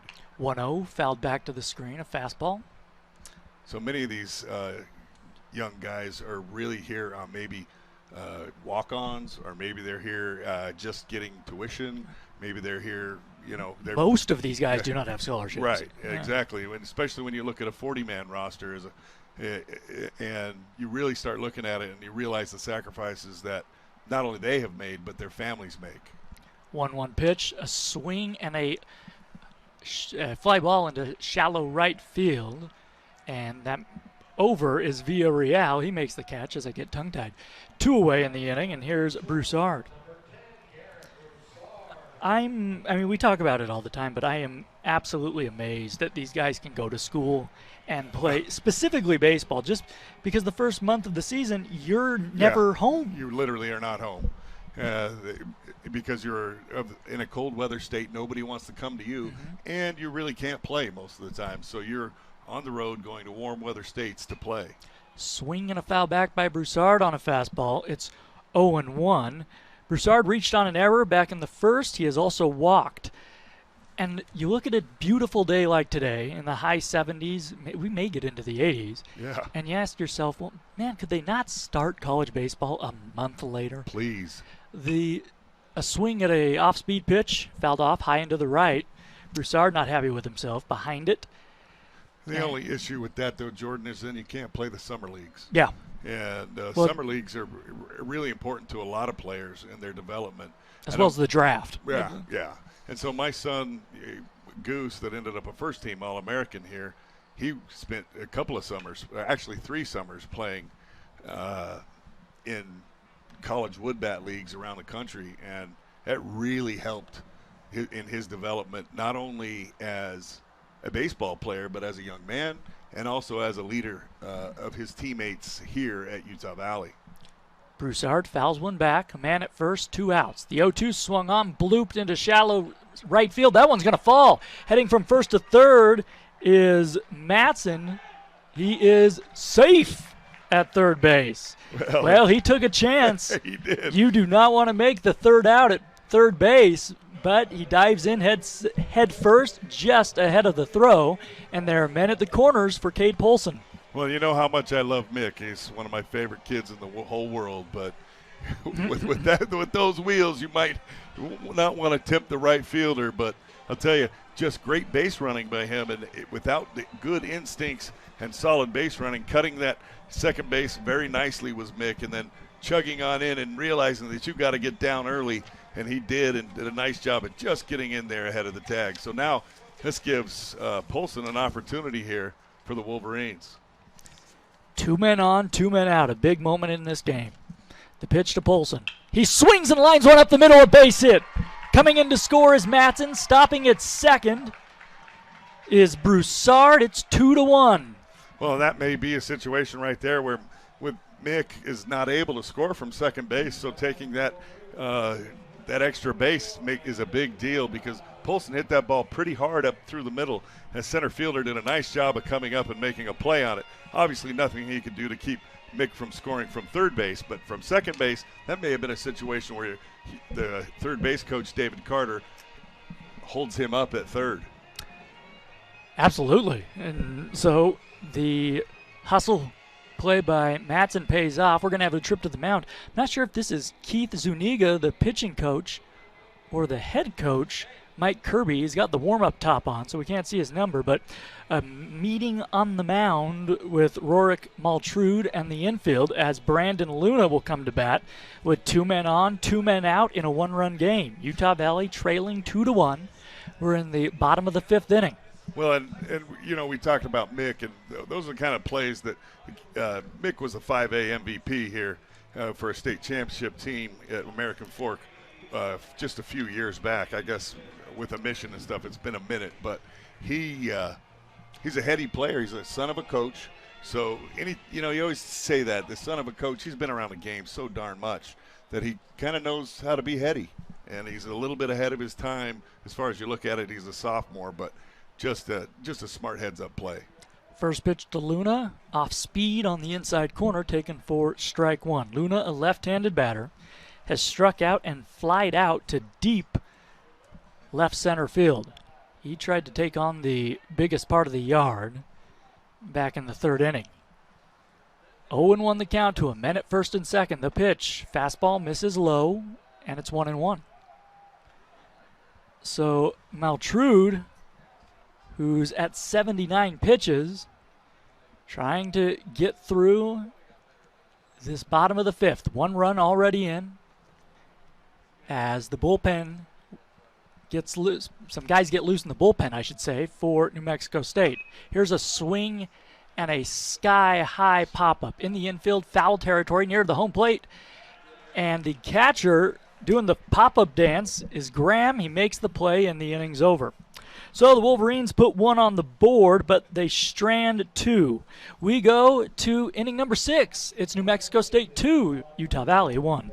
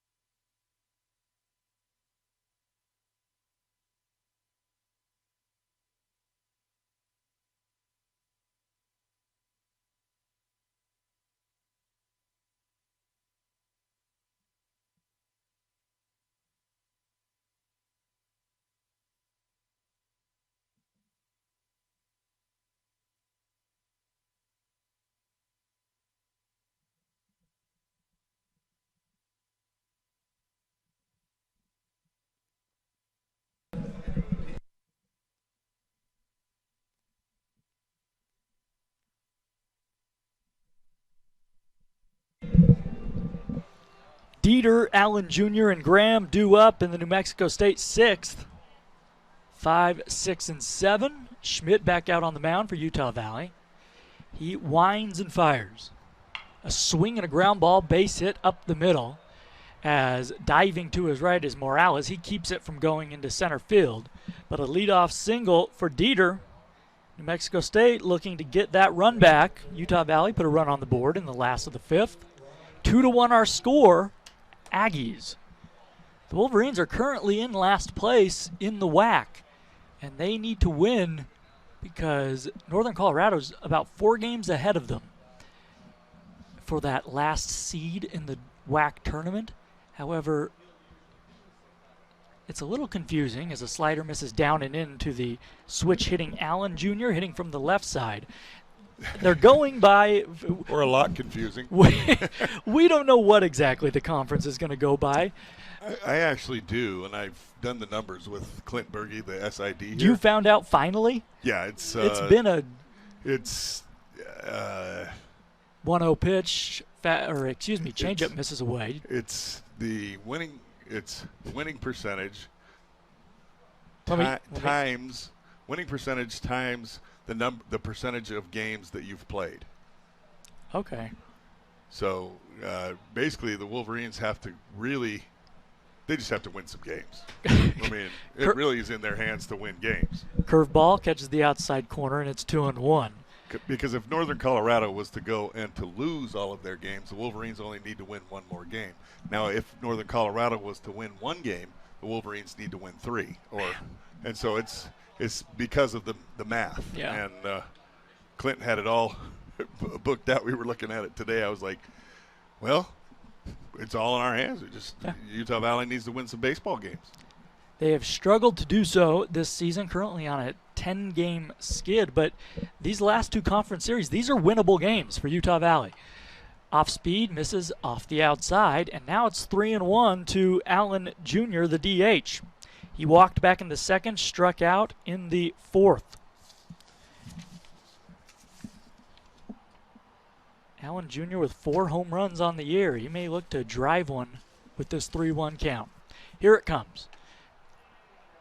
Curveball missed inside, and there are runners on first and second, so a single and a walk to begin this inning. Well, a good job there by Allen. He saw that spin early and realized it was going to spin out of the strike zone, because I saw that thing coming on the inside half, and I thought, he's going to take a rip, and just a great job by him. Saw that much earlier than I did up here in the booth. There is a left-hander getting loose for Utah Valley as Joldy Watts, the pitching coach, comes out to have a word and perhaps stall, as they moved the bullpens back this season to the outfield wall. And and even with binoculars, it's brutal. I got to get some new high-end binoculars to figure this one out. And I can't. He doesn't turn his back quite enough when he throws for me to see. It might be Logan Pettit. I think it might be Logan Pettit. So either way, Graham. I don't think that's Pettit, because doesn't he wear his socks higher? I thought I saw 18. Oh, I thought I saw. What did I see? I trust you more than me. I don't. That's Pettit. Yeah, I thought I saw Pedro Perdomo out there playing this year. So, oops. Then I'm going with mine. That is Logan Pettit. Yeah, so I trust you more than me, obviously. 2 men out, or excuse me, nobody out, 2 men on. The pitch to Graham, nope. Time taken, and stepping off is Schmidt. Well, we would check the out-of-town scoreboard, but no one's playing, I believe, right now. This game was moved up because of graduation, the festivities here on campus today. Showing bunt is Graham, bunts it back to the pitcher. Checking at third, but going to first is Schmidt. He gets the out. Good bunt by Graham with 1 away. Dieter moves to third, and Allen Jr. takes second. Great job of receiving that ball there at first base by Morales. That ball kind of crossed in through the runner, and he did a nice job of making that catch and avoiding getting run over. So good job by Morales. Great job of fielding, checking third base, and then going to first. So here's Locks. Or we believe that's what his name is. Well, I said if somebody knows, and let us know. Yeah. Infield in, slider misses down and away, ball 1. And right here, the Wolverines are going to go with the infield in, and interesting with Well, 3 more Yeah. 3 more innings. I think this tells you that Well, the Dave Wolverines- Carter knows Utah Valley has really has had a lot of trouble scoring this year. Absolutely, and that's what I say. You're not really used to seeing a team in the top of the 6th going and bringing the infield in a one-run game. But because the Wolverines have struggled offensively this season, you go ahead and make that move. But the hard part is a hard ball through the infield, and you're going to score 2. The 1-1 after a curveball misses inside, fastball misses down and away. Now it's 2-1. Not a disaster, really. If you walk locks, you get Tubach on deck with the bases loaded. You have the force play, but Well, it puts the double play in order, and that's the number one thing for the Wolverines. pitch from Schmidt, swung on, hit into shallow left center field. That will fall. Freezing at third was Dieter. Now he'll come in and score. Moving to third base is Allen Jr. It is 3-1 Aggies. Well, Allen Jr. actually got a really good read on that ball, or else he would be stuck on second base.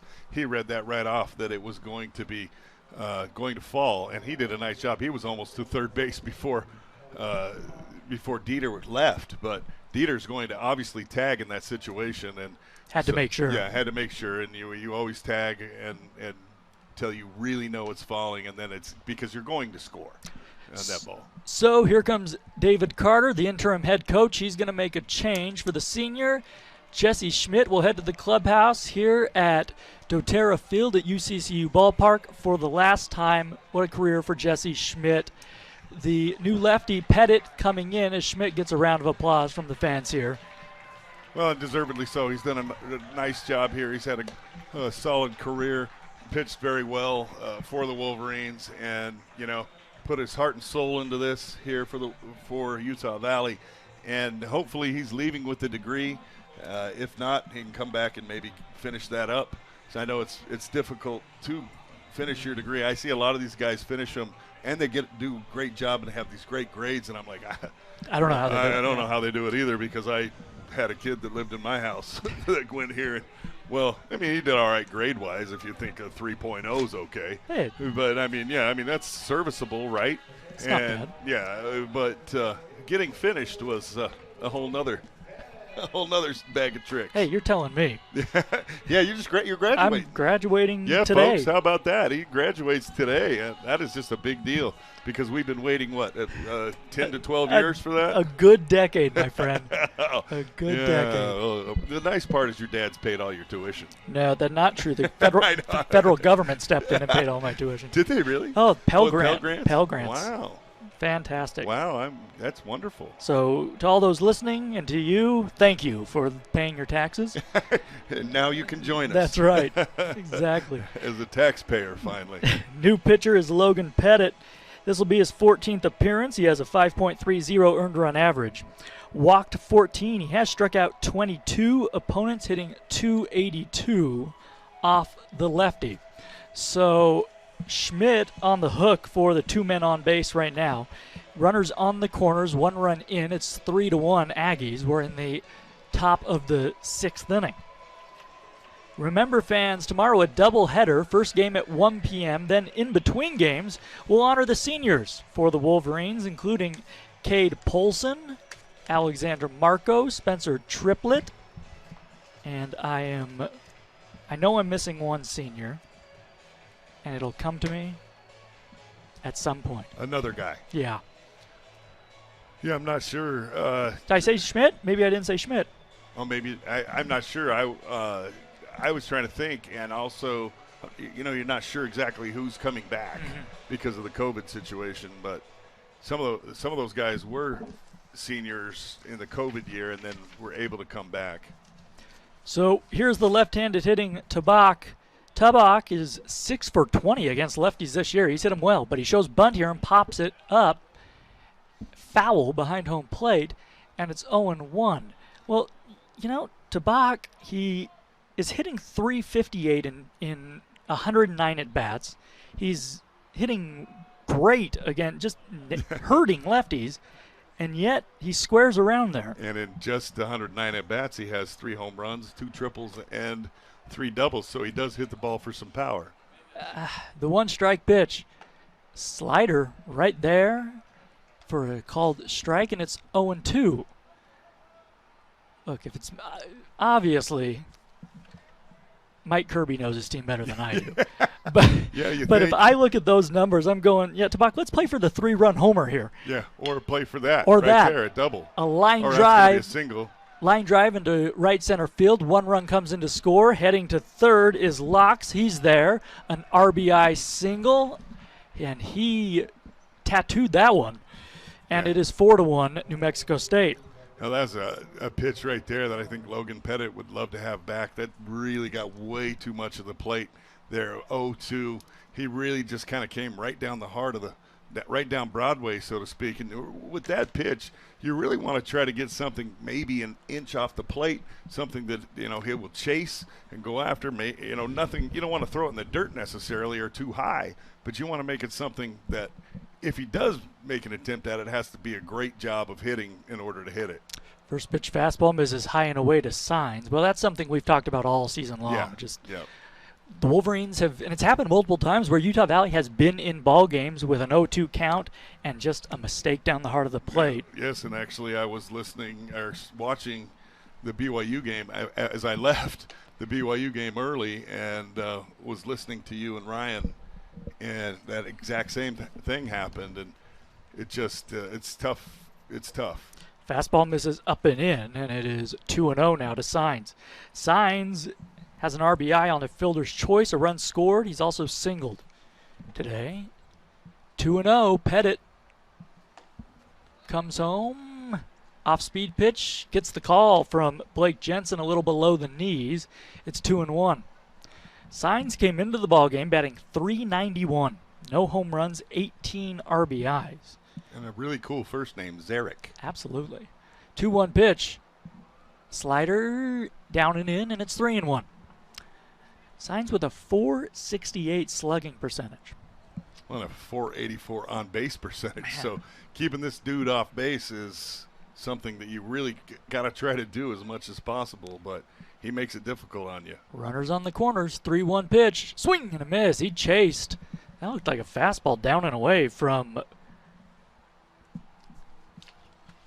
Pettit. Yeah.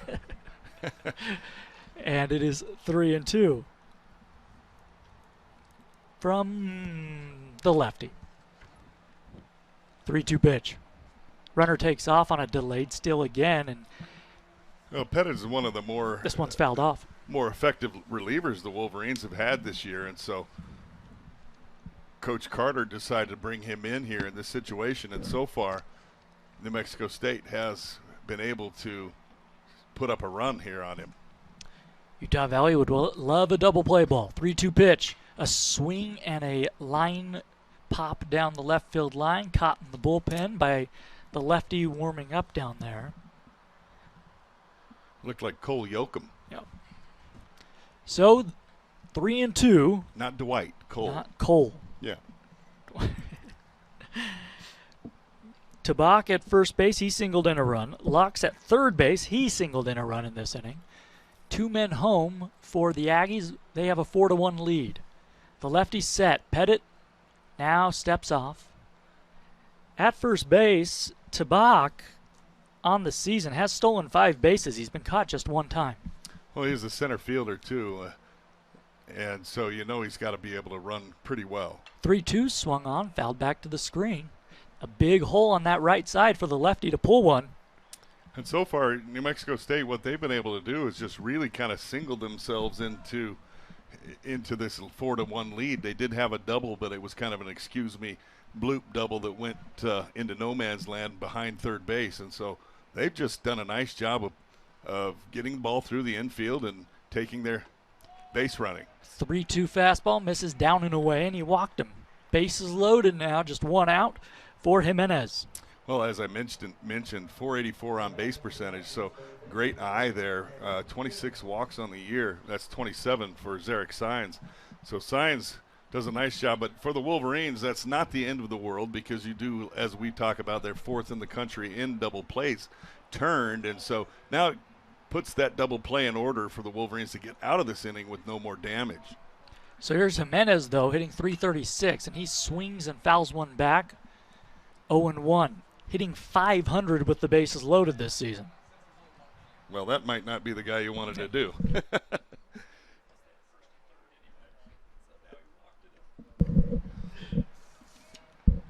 Well, a huge moment in this game. New Mexico State looking to break it open here. There's a strike on the outside corner, and it's 0-2.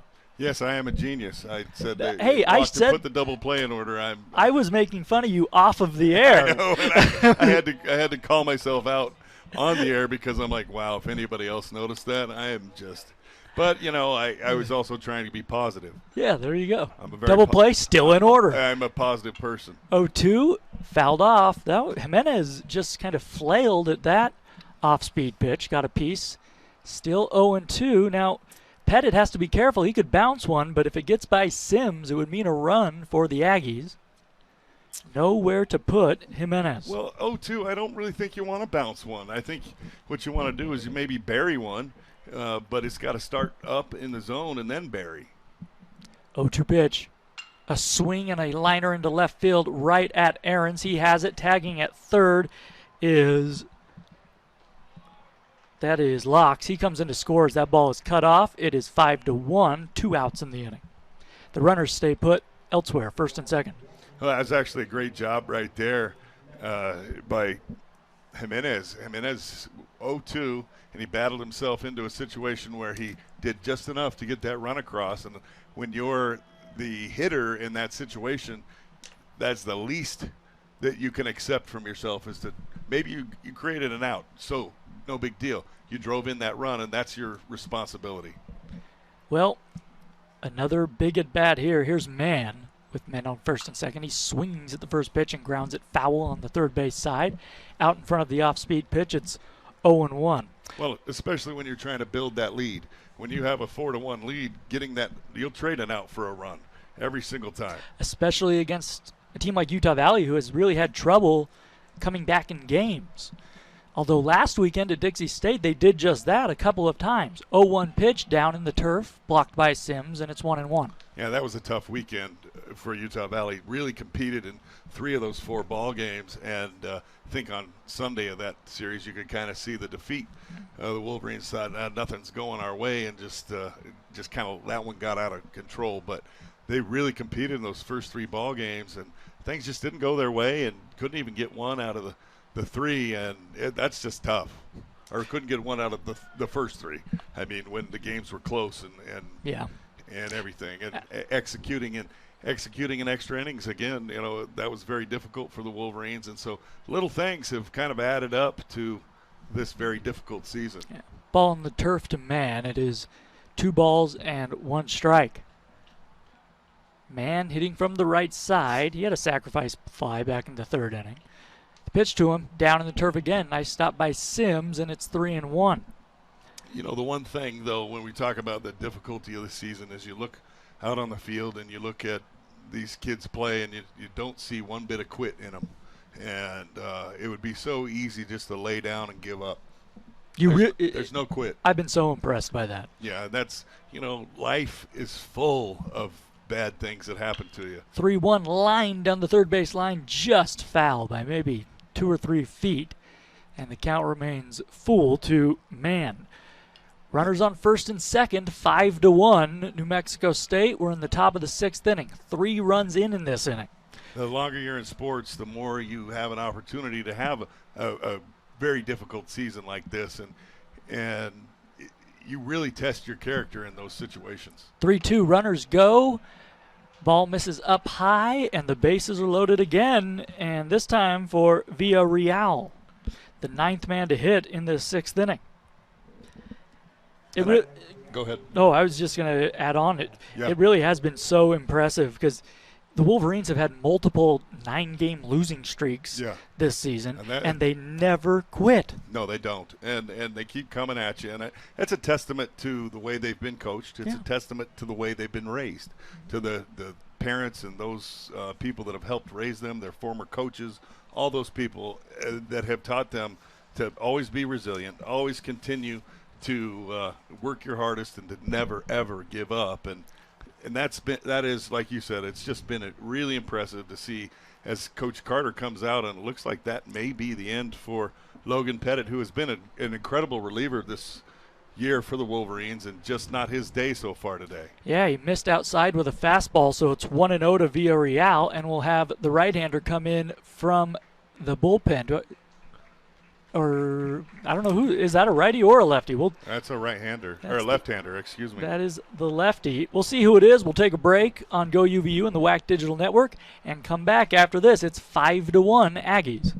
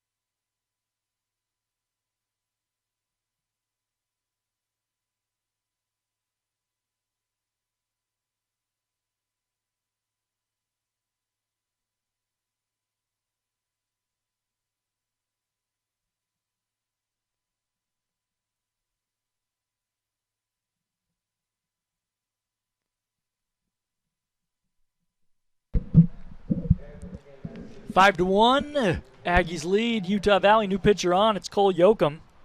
Yoakum on the year, an 11.37 earned run average. This will be his 14th appearance. Struck out 10, walked 14. I wish he wouldn't have cut his hair too. Bad decision. Yeah, terrible decision. When you're bald like me, you want to hang on to that stuff, bro. 1-0 pitch. He inherits the 1-0 count. And he delivers a ball down low to the left-handed hitting Villarreal. So 2-0, bases loaded. That picture on the scoreboard here of Yoakum has that Kenny Powers feel to it. First pitch, or excuse me, 2-0 pitch, misses away. Now it's 3-0. So a tough spot for Yoakum to come into, but he's got to throw a strike. Yeah, right now the Wolverines are struggling to throw strikes. And, yeah. My good friend Blake Jensen behind the plate just probably wants to give the Wolverines a call here. Here's the 3-0. And he does give him the call. Right on the outside, maybe a little bit above the belt. That's a 3-0 strike. And that's why I'm against going to robo-umpires. Yeah, exactly. Because you don't get that call. You do not. The 3-1 pitch coming. Here it is. A swing and a liner foul over the head of Tabak, who's at third base. Look out. Old Tommy T almost lost his dome on that one. He showed some serious, he did a little burpee. That's right. He went down quick. Man. 3-2 pitch. A base hit here would open it up for New Mexico State. They lead 5-1. Here it comes. Fastball. Strike 3 called on the outside corner. Well done, Yoakum. Beautiful pitch by Yoakum, battling back from 3-0. So I should say, New Mexico State strands 3 runners. They score 3 as well. We go to the last of the 6th inning. It's the Aggies 5, the Wolverines 1.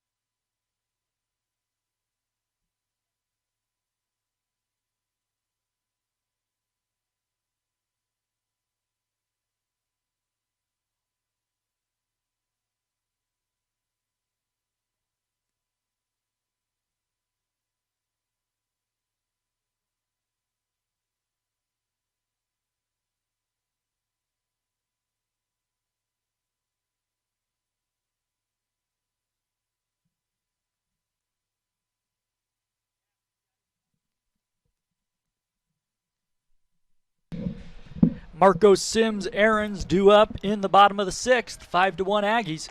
First pitch to Marco. A fastball misses outside, ball 1. Well, I'm pulling for Xander Marco to break the school record of 25 doubles in a season. Absolutely. The 1-0 pitch.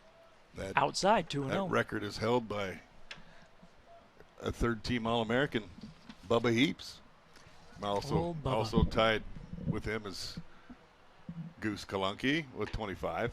Both guys had 25 doubles in different seasons. 2-0 fastball misses down and away. It's 3-0. Well, Marco is up there in the national national rankings for 19 doubles. doubles is no joke, my friend.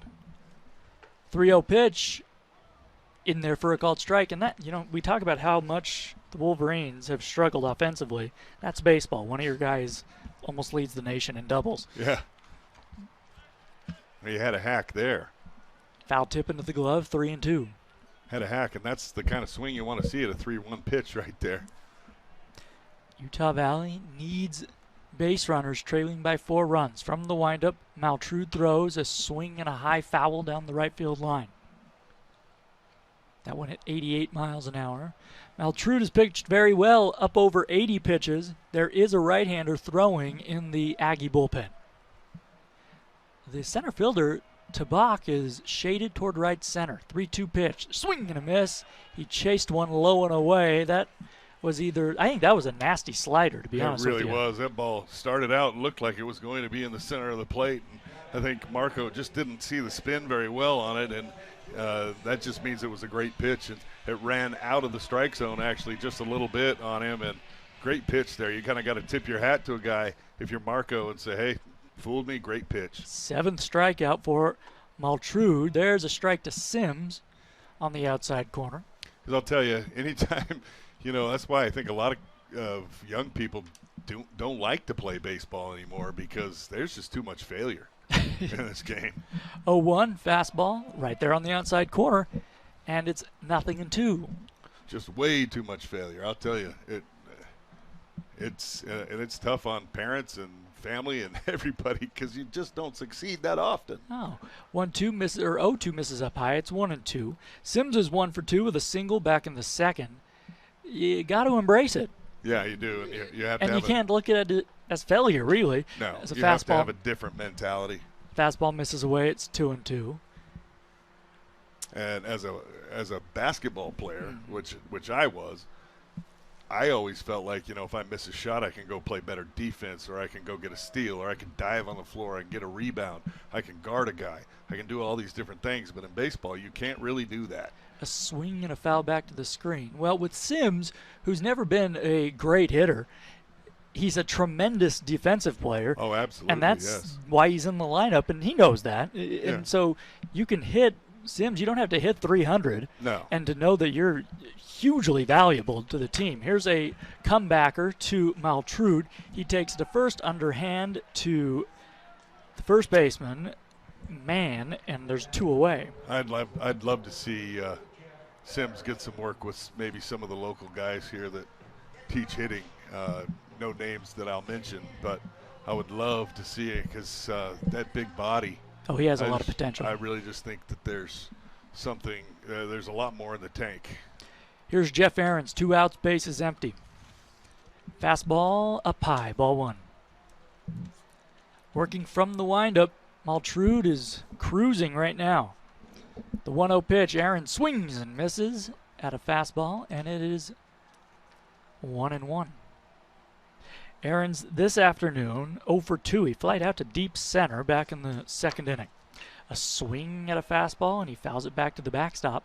1 ball and 2 strikes. Well, fans, the Wolverines will play 2 tomorrow, beginning at 1 p.m. with the senior ceremony in between those ball games. Then Sunday, the home finale for 2021, a noon start. On Wednesday this coming week, they'll head up to Salt Lake City to take on the Utes in the final game of the season that will be played in the state of Utah. We'll have that on GoUVU.com. Fastball at 90 miles an hour, misses way outside. It's 2-2 to Aaron's. Well, the nice part about tomorrow is it's going to drop 20 degrees. Typical Utah. Well, that's way to sell tickets, Josh. Well, I'll tell you, bring a blanket. 2-2 fouled back to the screen. Just trying to warn people, man. 'Cause, actually, 60 a month ago, we would have thought that was balmy. Yeah. So 60 degrees, still probably a I'll take it. nice, nice enough day, but it's not 81, the beautiful day like today. 2-2 swung on and missed. Aarons was way behind the fastball in the outside corner. Utah Valley goes down in order. We go to the 7th. It's the Aggies 5, the Wolverines 1 on the WAC Digital Network, and go UVU.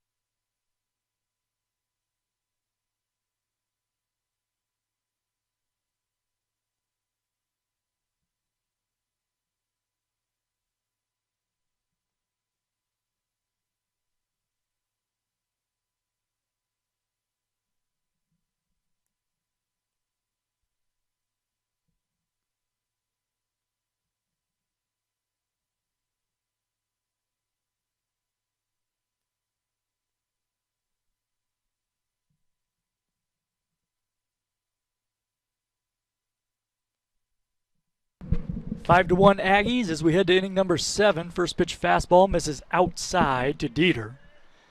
New catcher for Utah Valley. It's Trey Newman, the freshman. Sims comes out of the ball game. I don't think Sims injured himself, although it can't be for sure. I imagine Dave Carter's hoping to just get him some rest so he can play definitely at least one game of the doubleheader tomorrow. Ball misses 2-0 now to Dieter. Dieter 1 for 3. He singled and scored a run last inning. It was a 3-run 6th for New Mexico State. Ball misses up high, and it's 3-0. Well, Yoakum did such a nice job when he first came in. He threw a couple of balls and then bounced back from an 3-0 count. Let's see if he can do that again. 3-0 pitch. Fastball right there on the outside corner, strike 1. Well, maybe we're going to go instant replay here. Yoakum, a 2-pitch guy, curveball, fastball. At least according to my scouting report. The 3-1. A swing and a low liner at second. Morales comes up with it, though, a shoestring catch, and there's one away. Well, that's one of those balls where Morales is like, do I let it bounce? Do I come and get it?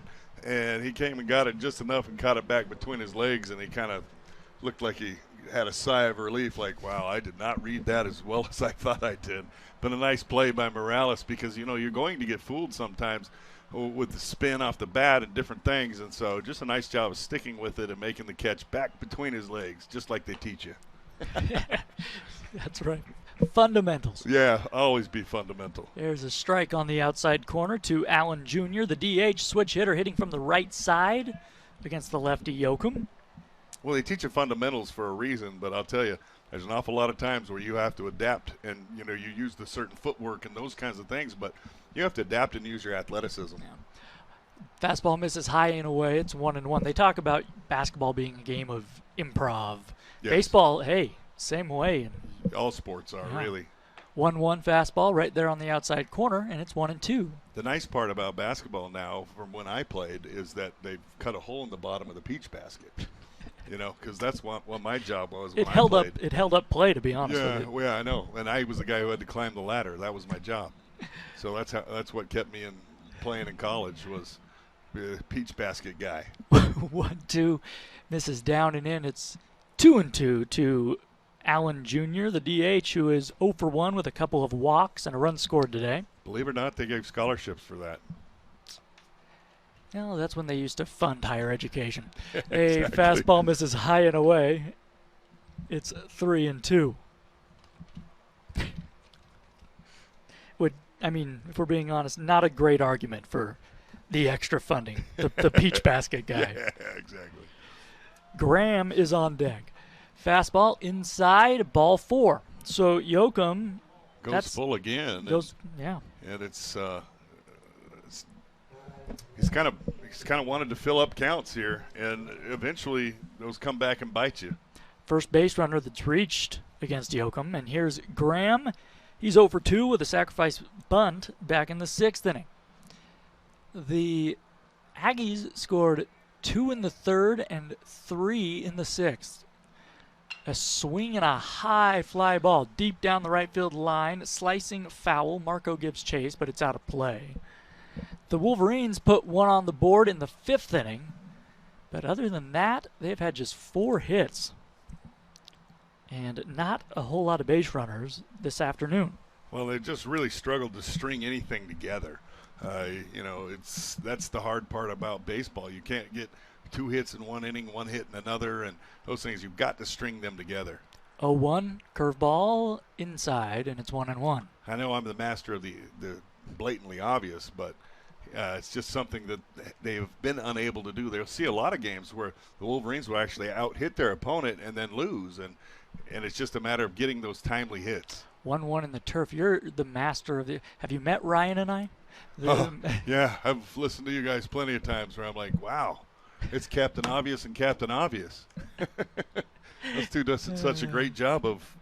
Actually, I actually use another word that starts with an O, and that is Captain Oblivious. And Hey, there's no need to pick on Ryan like that. Ball misses down and in, and it's 3-1. Of course, it's all Ryan. Yeah. When he's not in the booth, it's all Ryan. Oh yeah, it's always his fault. It's like it's your little brother's fault every time. Here's a swing and a bloop into left field. Coming in as Aaron's, it'll one hop in front of him. A 1-out single for Graham. Allen Jr. takes second, and the Aggies are looking to add on in the 7th. Well, Graham does a nice job and just kind of, as you said, he bloops it in there. And again, the Aggies continue to have these, little good at bats where they just drop a ball in and put runners in scoring position. It's a far cry from what we're used to seeing from New Mexico State traditionally. Yeah, we see guys that crush balls off into I-15, which runs the on-ramp to I-15, right, which is right in right field here at the ballpark. Here's a fastball in there for a called strike to Locks. Well, there used to be a McGrath's Fish House across the street, and they had to shut it down because New Mexico State batters just kept pelting it. Is that why they shut it down? Okay. That and some health violations. Yeah, 6 or 8. That's right. 0-1 pitch. Swing and a miss. Utah Valley attorneys will be hearing from the fine people at McGrath's Fish House now. Well, the debunked. It's they've ripped that thing. I don't know if it still exists around the country, but they tore it down here. Oh yeah. 0-2 to Locks. He singled in a run in his last at bat. He's 2 for 3 today. 2-strike pitch misses down and away. Good 0-2 though. 1-2. Yeah, that's the kind of pitch we've talked about. Instead of cutting the plate in half, it's a good pitch, a tough take there by Locks, and he did a good job of taking it. But hey, that's a pretty tempting pitch, and good pitch there by Cole Yoakum. Graham at first, he singled. Allen Jr. at second, he walked. Here's a swing and a miss. He got him with the high fastball. A beauty from Yoakum. His second strikeout, and there are 2 away. And see, that's another great pitch there with 2 strikes. And when you're ahead in the count, he just went just above the strike zone, and unable to get his hands on top of it was Locks. And that's just a tough pitch for anybody to lay off of with 2 strikes, because you see it, it looks great to you, but it's out of the zone, but you think you can hammer it anyway. Can't get your hands on top, and you just swing right through it. Especially with 2 strikes, you feel like, I got to protect. That's what I mean. If you're ahead in the count, you might let it go, as he There's a ball on the outside half, but another good pitch. Yeah, Tubbuck takes that curveball, and that one was just off the outside. Blake Jensen says ball. Good call, though. Yeah, Tommy Tabak, he's done a really good job of seeing that curveball so far today. He singled in a run in his last at-bat. The 1-0 curveball way outside, and it's 2 balls and no strikes. 5-1, New Mexico State. We're in the top of the 7th inning. Game 1 of a 4-game set between these two teams. The Wolverines, plain and simple, have to win if they want to get back into contention for that final seed in the WAC tournament. 2-0 pitch. Fastball just off the outside corner, and it's 3-0. That was a good-looking pitch right there. Tabak in that count 2-0, he's not looking for that pitch, so he's going to let it go. But otherwise, it's a great pitch. But it's not tempting to you as a left-hander when you're way ahead in the count. 3-0 fastball missed down low, and he walks him on 4 pitches, and the bases are loaded. And that turns the lineup over. So here comes Signs, who's had a nice day. A single and an RBI, a walk. He's reached base 3 times. It's also popped up. And nobody up in the bullpen at all for Utah Valley. So this is right now with 2 outs. This is a huge at-bat for both Cole Yoakum and the Wolverines, as well as Signs here, who could put his team up quite a bit more here with a 2-out hit. First pitch to him, fastball, and Yoakum gets the call on the outside corner from Blake Jensen, strike 1. Yeah, it's kind of the pitch that he didn't get in that last at bat, and so sometimes you scratch your head, but hey, that's why I don't umpire baseball. That's right. 0-1. That one misses low and away, a curveball, and it's 1 ball and 1 strike. A base hit here would really nearly put it out of reach for Utah Valley. Crazy things happen, but a base hit here would score at least 2, most likely. 5-1, Aggies leading right now. Well, Utah Valley down to their last 9 outs offensively. Fastball, got the outside corner again. It's 1-2, and understandably, Sains is going, Blake Jensen, I can't cover that. Yeah, that was some of those from our vantage point. I'm directly behind Blake Jensen here up in the booth, and those look like they're almost in the right-hand batter's box. Curveball swung on and missed. He made Signs look foolish there. He tried an emergency swing on the curveball, couldn't come up with it. Excellent job by Yoakum to leave the bases loaded. No runs after all of that. We head to the last of the 7th. We'll stretch here in Orem. It's the Aggies 5, the Wolverines 1.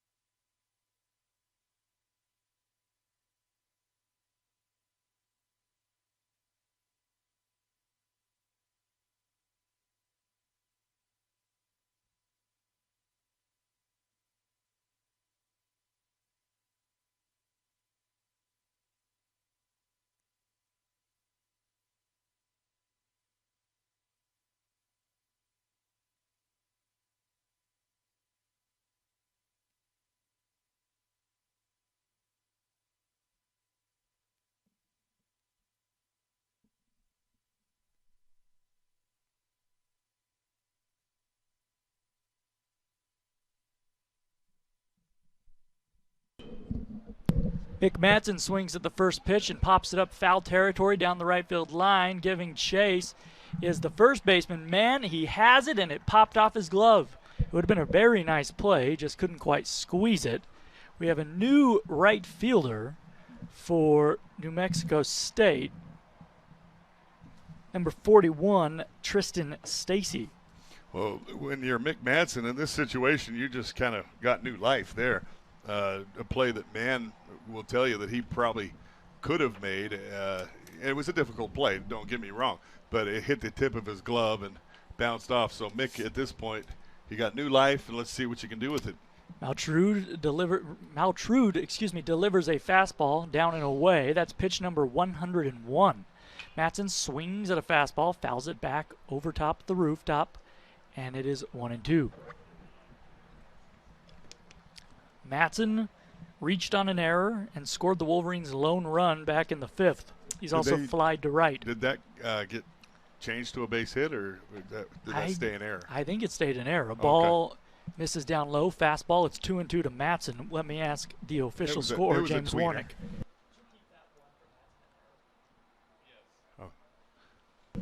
A swing and a high drive. Deep to left, going back as signs. It is gone! Mickey! I love it. Oh, boy, Mick. Look, I got goosebumps. Good job by Mick there. He just got a pitch out over the heart of the plate. And, you know, he hasn't squared up a lot of balls like that this year, but in the last 2 weeks now, he's squared up 2 of them, and maybe he needed his dad to resign a long time ago. I hope his dad's listening so he can laugh with me. But I'll tell you what, he couldn't be happier for Mick right there, and I couldn't be happier for his family as well. Absolutely. Because Eric Madsen knows how much I love him. He's the one person that gave my son an opportunity to play college baseball and did such a wonderful job with him and gave so much to this university. 5-2 now, New Mexico State, as Hacker takes a strike on the outside corner. He squared around 0-1 as he pulled it back. Well, we were talking about that Tuesday night, how just sad and strange it was not to see Eric in that third base dugout. Yeah, man. Here's a swing and a foul. Broke my heart. And, Eric will land on his feet, whatever he does. He and his wife, Jess, and all their, 6 kids? All those boys running around, and they're just some of the best people you could ever find. Top quality humans. 0-2, fouled off to the right by Hacker. And I'm sure they don't have that to say about me. I've asked them. They do not. Perfect. Well, I started out here as a 19-year-old kid. 0-2 pitch, misses down and away to Hacker. It's 1-2. And Eric welcomed me with open arms. Yeah. And, that's Eric, man. And he's always been Eric and I used to talk a lot after my son was finished because I never spoke to him except to say, "Hi, Coach." When my son played here, I'm not that parent. And I did games on the air with Clint Berge, but I never spoke with Eric at all. And 2-2 swung on and missed by Hacker. Couldn't catch up to the high fastball, 1 away. But Eric and I, we became friends after the fact, and really, and he was always so nice to me and always welcomed me into his office to chat or whatever. And his boys have all played through my Bantam basketball program, and it's just been fun to. I made the trip with Jess and the family to the regional at LSU. Morales takes a strike on the outside corner, 0-1, 5-2. New Mexico State leading. We're in the bottom of the 7th. For people like that, you just miss them in your life, more than anything. From the windup, here it comes from Maltrude, and he misses down and away. It's 1-1. Well, what I always appreciated with Eric was he never beat around the bush. But as a broadcaster, that's important. Nice, yes. You'd ask him a question, and he would absolutely answer it honestly. A fastball right there on the outside corner. It's 1-2, and not all the time could I repeat what he said on the air. That seems strange. On the air, not because it was too honest. Yeah, exactly. And you had to reword it for him. Yeah, well, 1-2 pitch is fouled back to the screen. It was just so he gave you such great information that there are some things on the broadcast, because you know other teams are listening, that you don't Sure. want to Yeah, divulge. Yeah. But Yeah, absolutely. but adding context Yeah. for the broadcast, it was so important. Absolutely. Well, and 1-2 is off the end of the bat, bloop into right field. That's going to drop in front of Stacy, and in there with a 1-out single is Morales. So the Wolverines clawing back here in the 7th. great job by Morales there. Just got enough of it to get it into right field in front of the outfielders, and now the Wolverines with a base runner. So they put up 1 run here. Let's see if they can get some hits going. As out comes Coach Kirby, it looks like they're going to make a change here. They will. We'll take a quick break on GoUVU and the WAC Digital Network. Pitching change on, a man on, 1 out for the Wolverines. Broussard will come to bat. It is 5-2, New Mexico State in the 7th.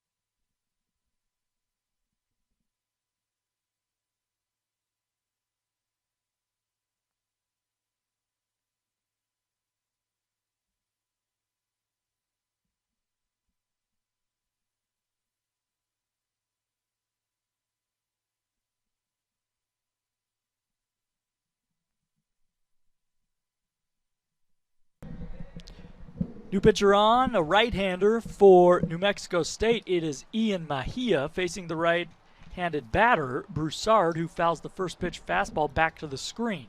Broussard had a rip there. Yeah, he Good-looking did. rip there. 5-2, Utah Valley trailing in the 7th. A man on, a man out. Mejia peering in. Now set. Here it comes. A swing and a ground ball to second. This could be 2. Locks to second for 1. Dieter back to first. Double play, and the inning is over. So Mejia gets the job done. The Wolverines do get a run back on a Mick Matson solo home run. We head to inning number 8. It's the Aggies 5, Utah Valley 2.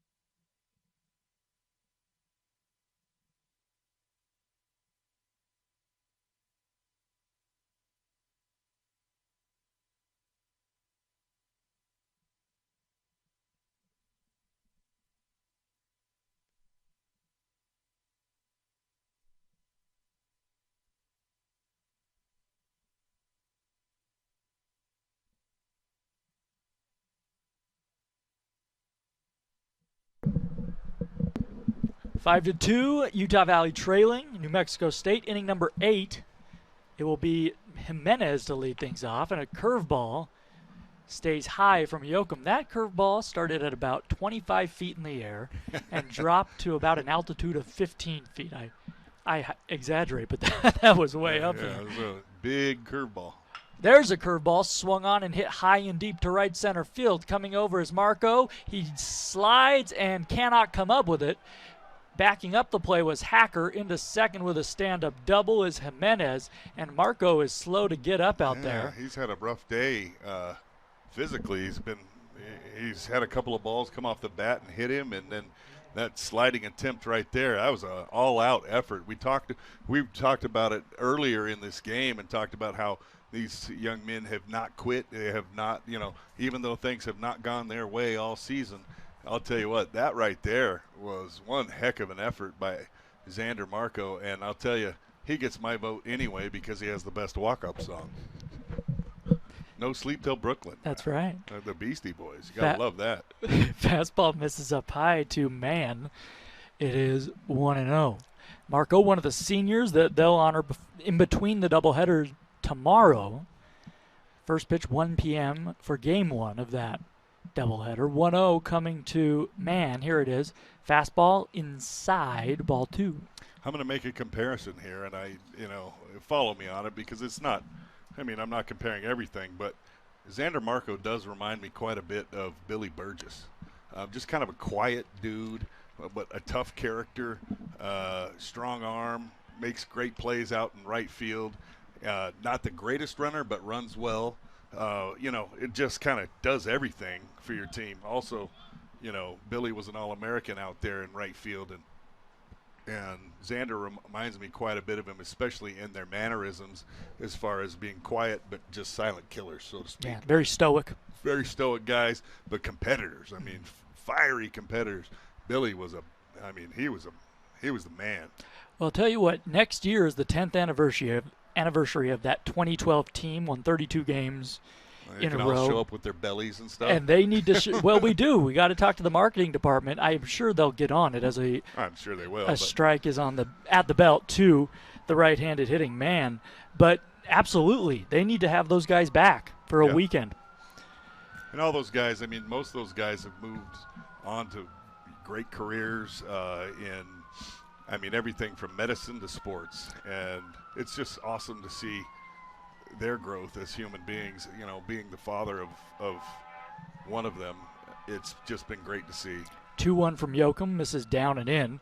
It's 3-1 to Man, who is 0 for 3 with a sacrifice, 0 for 2 with a sacrifice fly tonight and a walk. Fastball misses low, and he walked him. So it's first and second as Yoakum gives up the leadoff double. Now the walk, and here is Villarreal. Well, this time he puts the double play in order here. So the Wolverines have used that so frequently this year that they're number 4 in the country in double plays turned. And so you really have to try to hope that you can put something together here. So here is Stacy, who came into the ballgame as a defensive replacement. And Dave Carter's going to head out to the mound. I'm not sure if Yoakum's done or if Dave just wants to go over the scouting report. We'll see. Well, and here with this young man coming to bat, we don't know a whole heck of a lot about him. We do have his numbers, but what I just hope that it's not a situation where Cal Villarreal, sustained an injury or anything, because you never want to see any of these young men get injured.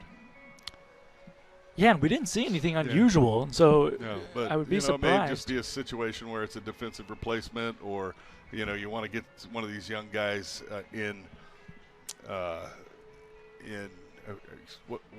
Tristan Stacy. He's just a sophomore. Maybe you want to get him some innings and a couple of at bats. Well, Blake Zeleny going to come into the ball game. Yoakum's day is done. We'll take a quick break, come back with the numbers on Zeleny. It's 5-2 Aggies.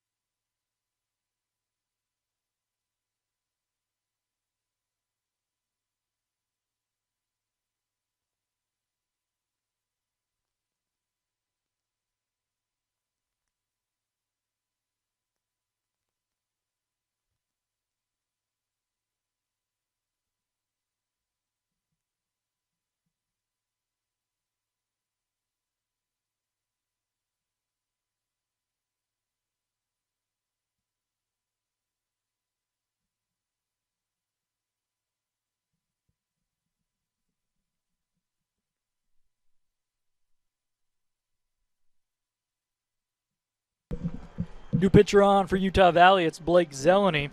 This will be his 13th appearance. He has a 6.23 earned run average, 12 walks to 12 strikeouts. Opponents are hitting .333 off the left-hander. So a big task for Zeleny. 2 men on, nobody out. A 5-2 lead for New Mexico State. Blake just has to keep this one within reach for the Wolverines. But I'll tell you what, he is in the top 10 in college baseball in awesome beards.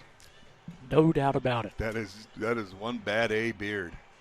Well, the thing I like about Zeleny with the beard is he goes out there, and as an opposing hitter, you're looking out at him and you're going, oh, I have to face a grown man right now.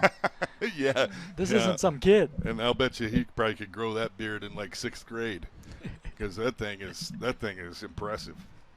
Playing in on the grass at first is Polson, looking for Stacy to bunt. He does, and he pops it up foul. It landed right on the foul line, maybe just a hair in foul territory, but scooted I beg your pardon, scooted foul, and it's 0-1.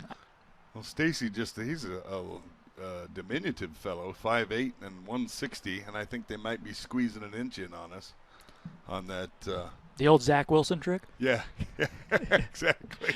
Here's Zeleny from the stretch. He throws. Bunted again, wow. Up the first base side. Fair, foul right before it gets to the bag. A nice heads-up play by Morales, picking it up in foul territory before it could. That was a tremendous bunt right there. It was about attempt, yeah. 5 to 7 feet, just shy of that first base bag when it went foul. So a nice job by Stacy. He did a great job of getting it, bunting it hard enough that it went past the charging Polson. Yeah. Yeah. So really the will play on there, but a nice job by Morales to get there. 0-2, here it comes. A wild pitch, gets by Newman all the way to the backstop. Heading to third is Jimenez. Going to second is Mann, and that's as good as a sacrifice bunt. Even better, you do not have to make the out. So that hurts. That's a mistake from Zeleny. Yeah, that's just frustrating because you've done a nice job of throwing 2 pitches that were difficult to bunt. You bunted them foul.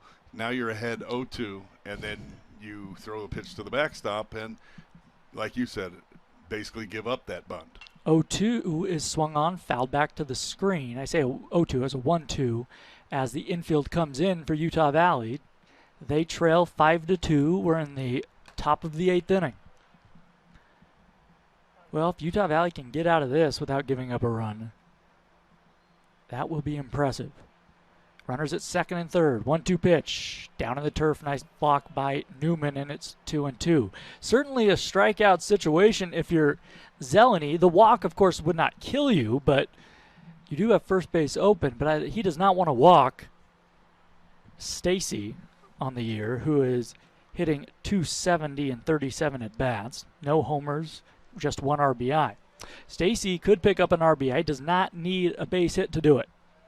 2-2 pitch from Zeleny. A swing and a short fly ball into right field. Marco has it. They're going to send the runner from third. Here comes the throw. He is safe at the plate. Newman had to come up the line, had the ball, made a swipe tag, and apparently he missed him. Said Blake Jensen, a head-first slide to the right of home plate, and the Wolverines just barely miss out on a double play. A nice slide by Jimenez, and it is 6-2 Aggies. Yeah, and right there in that situation, if you're not as fast as Kevin Jimenez, you absolutely do not advance on that ball. But I'll tell you, when you're ahead 5-2, or now 6-2, but 5-2, you go ahead and take that chance. And great job, good call by the third base coach, and just missed getting a piece of Jimenez as he slid by. Dieter takes a strike on the inside corner. Well, Newman made an excellent play. It was a pretty good throw from Marco, but a little up the line, third base line. Yeah, and because it was up the line, it made it difficult for the tag to be put on, and so just an unfortunate play by the Wolverines.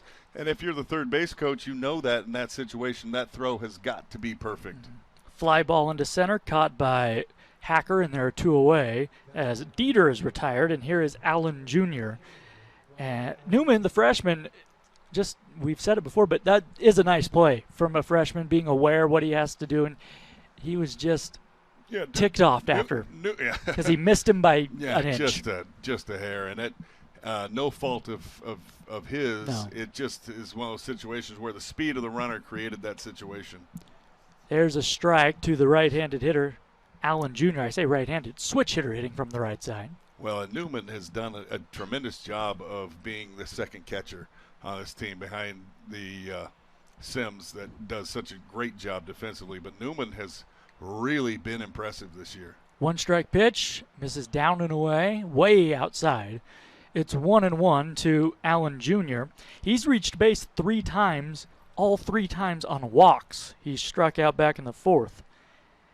And that kind of tells you the story. Well, that's indicative of Utah Valley's season right there. Just all the walks. Tonight, or this afternoon I should say, 8 walks. Free passes.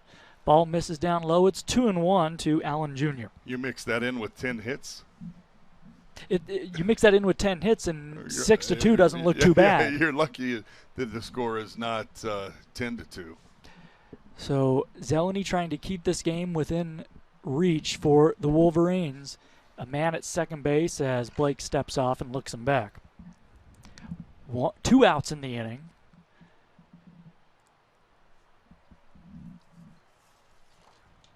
Man with his lead at second. The 2-1 pitch, a swing and a ground ball to short. Charging, Broussard has it, throws to first, and the inning is over.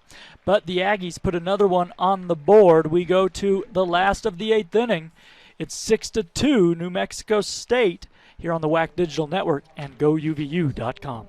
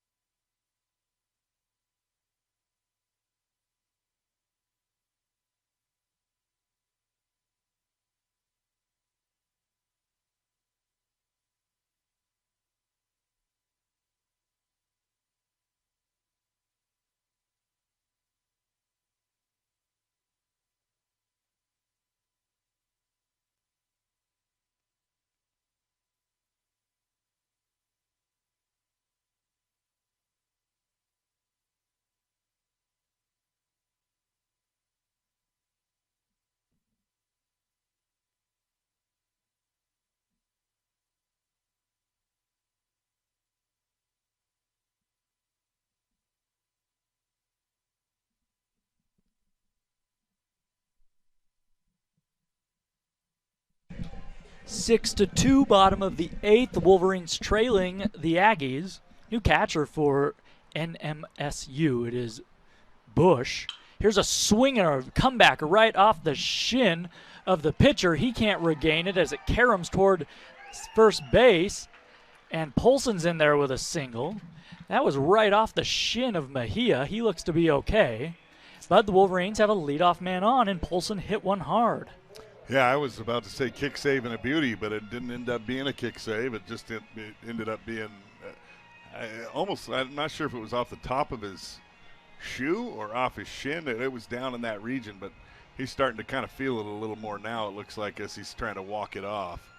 And somebody's going to quickly get up in the bullpen for I'm going to throw a pitch or two State. and see how it feels here. Well, he looks good throwing that pitch, but try it again. The batter will be Luna, the DH. He is 0 for 3 this afternoon. Utah Valley, they need to set the table, trailing by 4 runs in the 8th. And Luna's shown flashes of power this year, so right here, it's a difficult situation for Mejia. First pitch misses down low. Well, the second baseman is pulled up almost behind the second base bag. The first baseman, Mann, is holding on the runner. There is a chasm between first and second for Luna, a lefty, if he could just roll one through there. Maybe you got to Google some stuff. I don't even know what a chasm is. A giant gap. No, I'm kidding. But yeah, it's really it's a huge hole. Chasm, if you will. Yeah, they're just giving it to him. The ball misses outside. It's 2-0. Here it comes, a swing and a miss at a fastball at 88, and it's 2-1.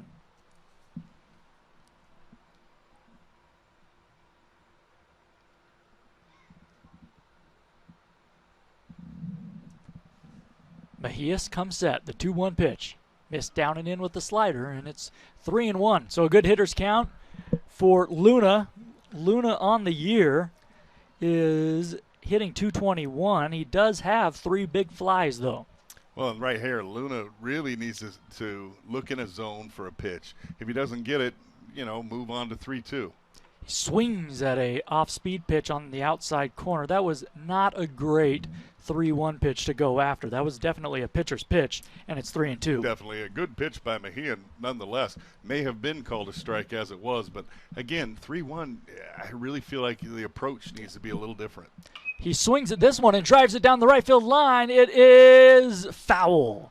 It bounces about 15 feet in front of the warning track, but foul by now 10 feet or so, and it will remain full. Off the bat, it looked like it was going to be fair, but he was just out in front just a little bit, which caused that ball to hook on him and just go ahead and, slice, I guess.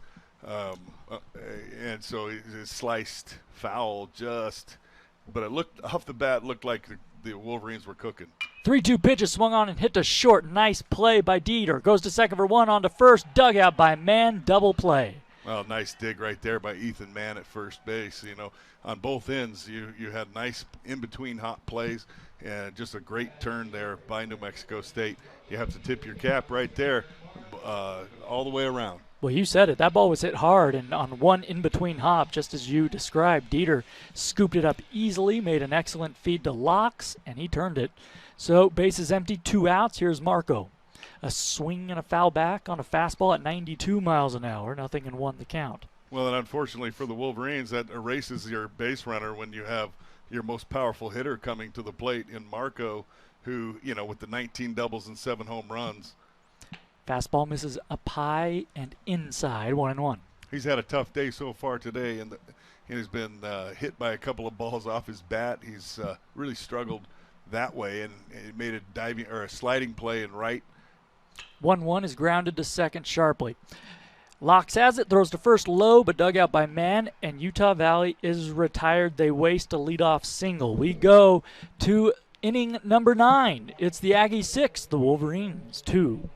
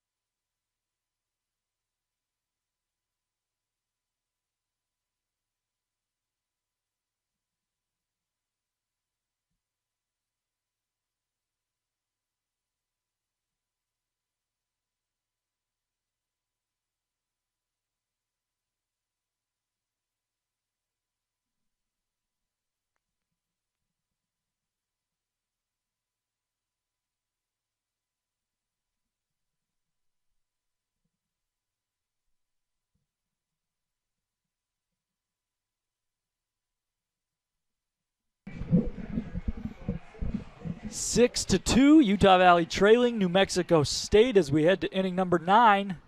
Zeleny back out on the mound for the Wolverines. Graham will lead things off, bottom third of the order, and a beautiful curveball falls in there on the inside corner, strike one. Yeah, great pitch there from Zeleny to get ahead here early in the count. Graham has only had 5 at-bats versus lefties this season. He is hitless in those at-bats. He swings and fouls one back here, and it's 0-2. Graham this afternoon has singled, laid down a sacrifice bunt, and struck out twice, officially 1 for 3. Yeah, interesting that they don't go to a pinch hitter. 0-2 swung on, grounded to second. On the outfield grass, coming up with it is Morales, throws to first, and there's one away.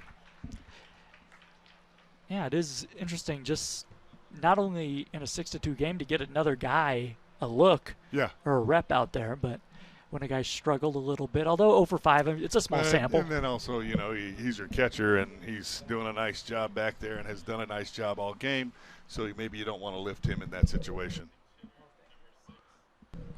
So we'll have a pinch hitter here, though. It is Zach Smits. Smits hitting for Locks. First pitch to him.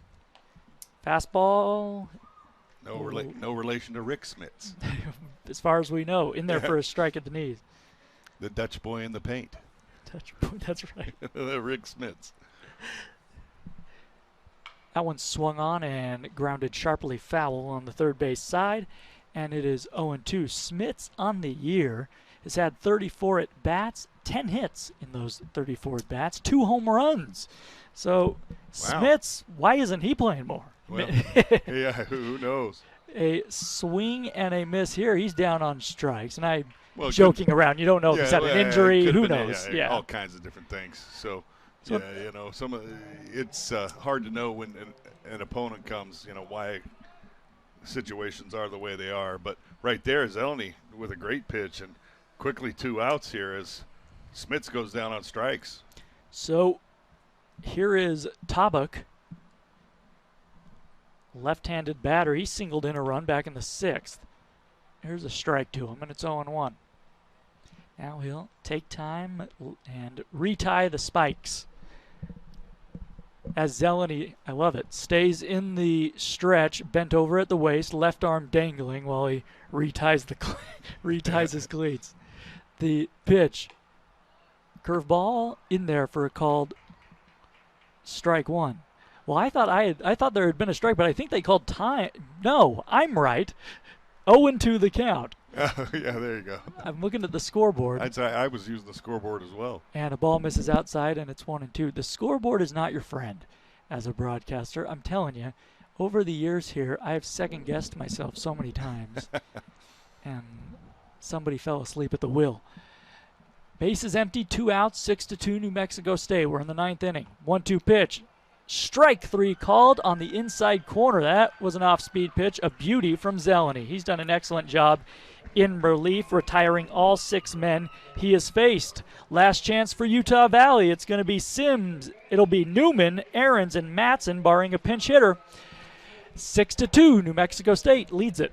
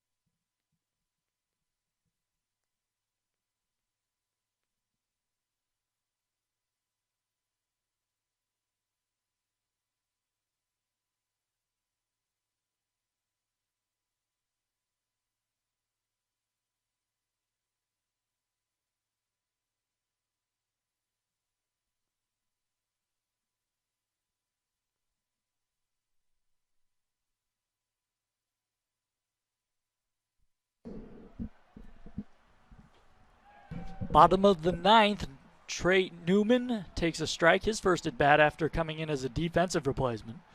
0-1. 6-2. Utah Valley trailing. Fastball misses down and away. From Mejia, it's 1-1. Well, go ahead. Go ahead. No, you go ahead. Mejia's kind of sneaky. I mean, he's so fluid, and it so easily throws 91, 92 on the gun, and he just is very fluid, long limbs, and just he looks good. 2-1 pitch, swung on and bounced to second. That's going to be Olson over there. He throws to first for the first out, and there's one away. So that's a defensive move for New Mexico State. Olson to second, and then I believe we have Stacy Smits, I beg your pardon, at first base. And Olson, young man, a local boy, done good from Las Cruces there. I always like to see those hometown guys get an opportunity with their hometown school. Aaron swings at the first pitch and pops it up down the right field line. Foul territory, giving chase as the second baseman, ultimately Olson, and it drops.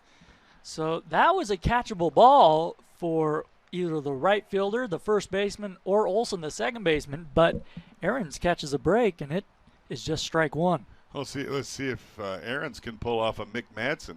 Last time we saw a foul ball drop, Mick Madsen got lucky. Well, not lucky. He was fortunate, and the ball went off the tip of his glove, the first baseman's glove, as he chased his foul ball, and Mick then took that new life and drove one into the left center gap and out of this ballpark. 0-1 fastball misses inside to Aarons. It's 1-1. Here's the pitch.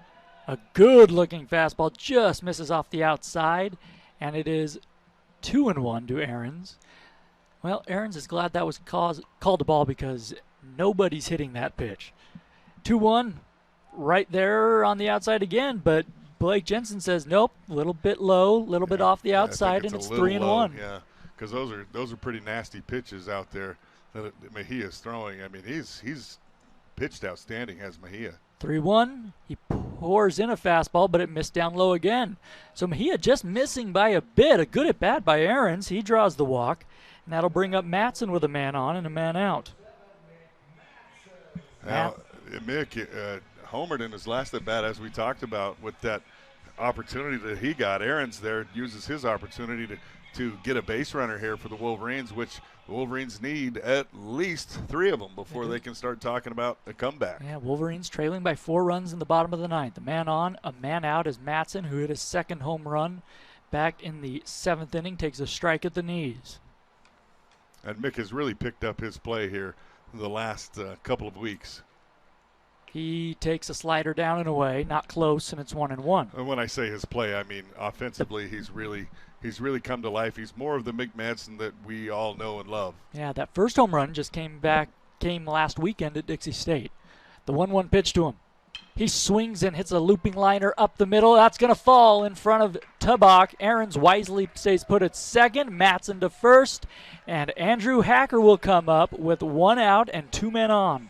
A great job there by Mick. He just went with that pitch, and he got a pitch out over the middle. Didn't try to do too much, which is great because having homered in his last at-bat, sometimes a guy comes in there and wants to take too big a hacks. But Mick, being the heady son of a coach guy that he is, he says, you know what, we just need more base runners because a 2-run home run here just makes it 6-4. Exactly. And while that's nice, more base runners really help. Hacker now, the freshman, takes a fastball on the outside corner, strike 1. Hacker 0 for 3 with 2 strikeouts. Well, and in a case like that especially, you really want to trust the guy behind you. You know, give him that opportunity. Say, all right, Andrew, your turn. The 1-strike offering. A swing and a chopper up the middle. It could be 2. Olson to second for 1. Back to first, and it gets away from Smits. Coming in to score is Aarons. So instead of a game-ending double play, they get the force out. Then I believe you can't assume the double play, but I think Aarons comes in on the throwing error from the second baseman. That is Olson. I'm not sure how they score that. It does have to be an error because it was thrown past him. You can't assume the double play, as you said, but because the run was able to score, that creates the error. So 6-3, and here's the top of the order. Morales, 2 outs though. He swings and fouls one back to the screen.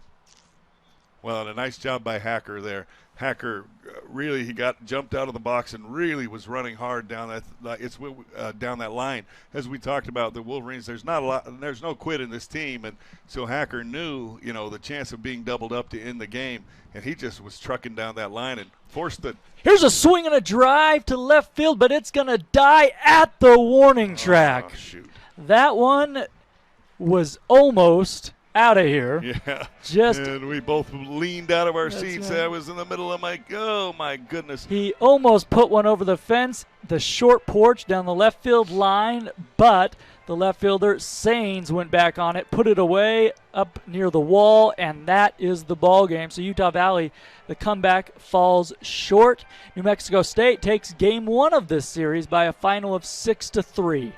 We will come back with the final totals after this. We'll be back.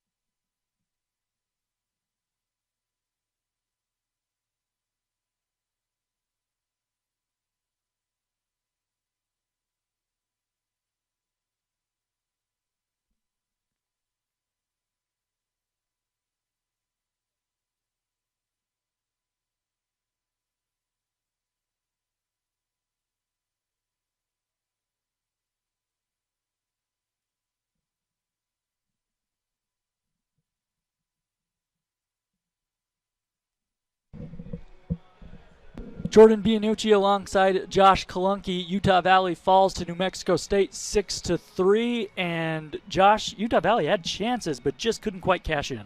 Yeah, absolutely. And you take a look at the numbers and you say, well, quickly the Aggies with 10 hits, the Wolverines with 8 hits and 3 errors on the Aggies. And so you kind of look at it, you're like, it's pretty even. You look at the score, 6-3. It's a good baseball game, but what you really have to look at is the Wolverines issued 8 free passes, I do believe, 8 walks. And so because of the 8 walks, I look at it as suddenly 18 hits. And so really the Wolverines did a nice job of keeping the pitching did a nice job of keeping runs from scoring by keeping the New Mexico State team. They just went 2 for 11 with runners in scoring position, but they did do some little things like they had a couple of sacrifice flies. They did score on, I believe, a pass ball. So there were some things that in there that they did just enough to beat the Wolverines today, even though on paper it kind of looks like it should have been a little bit better ball game. But New Mexico State did just enough to get the job done. They weren't great as far as their execution. Utah Valley wasn't great with their execution, just 1 for 5 with runners in scoring position. So we want to see a little better ball game tomorrow, but you also have to tip your hat to the pitching of both teams. They did a nice job once runners were in scoring position. So, you look at it on paper, well played, very clean game. I thought the Wolverines really battled hard, but again, on the wrong end of the score. Indeed. We'll take a look at the final totals now. New Mexico State with 6 runs on 10 hits, 3 errors. Utah Valley with 3 runs on 8 hits, no errors. The winner, Maltrude, goes to 3-3. Jesse Schmidt falls to 1-7. He takes the loss. No save as that was Ian Mejia was just 1 out away from picking up a 3-inning save, but he went 2 2/3 and not 3 innings. The Wolverines fall to 7-37 on the year overall, 5-24 in WAC play. New Mexico State improves to 18-25, and they get over 500 in conference play. They're 15-14. Well, we hope you enjoyed the broadcast. Our next broadcast will be tomorrow at 1 o'clock, game 1 of a doubleheader. Remember, between those games, we'll have the senior ceremony for you here on GoUVU, and then 30 minutes following the first game, we'll have game 2 of the doubleheader. The time of this ball game was 2 hours and 54 minutes, 507 the official crowd on a beautiful day in Orem. Well, for Ryan Pickens and Josh Kalunke, I am Jordan Bianucci saying good afternoon and goodbye from doTERRA Field at UCCU Ballpark. Utah Valley falls to New Mexico State by a final of 6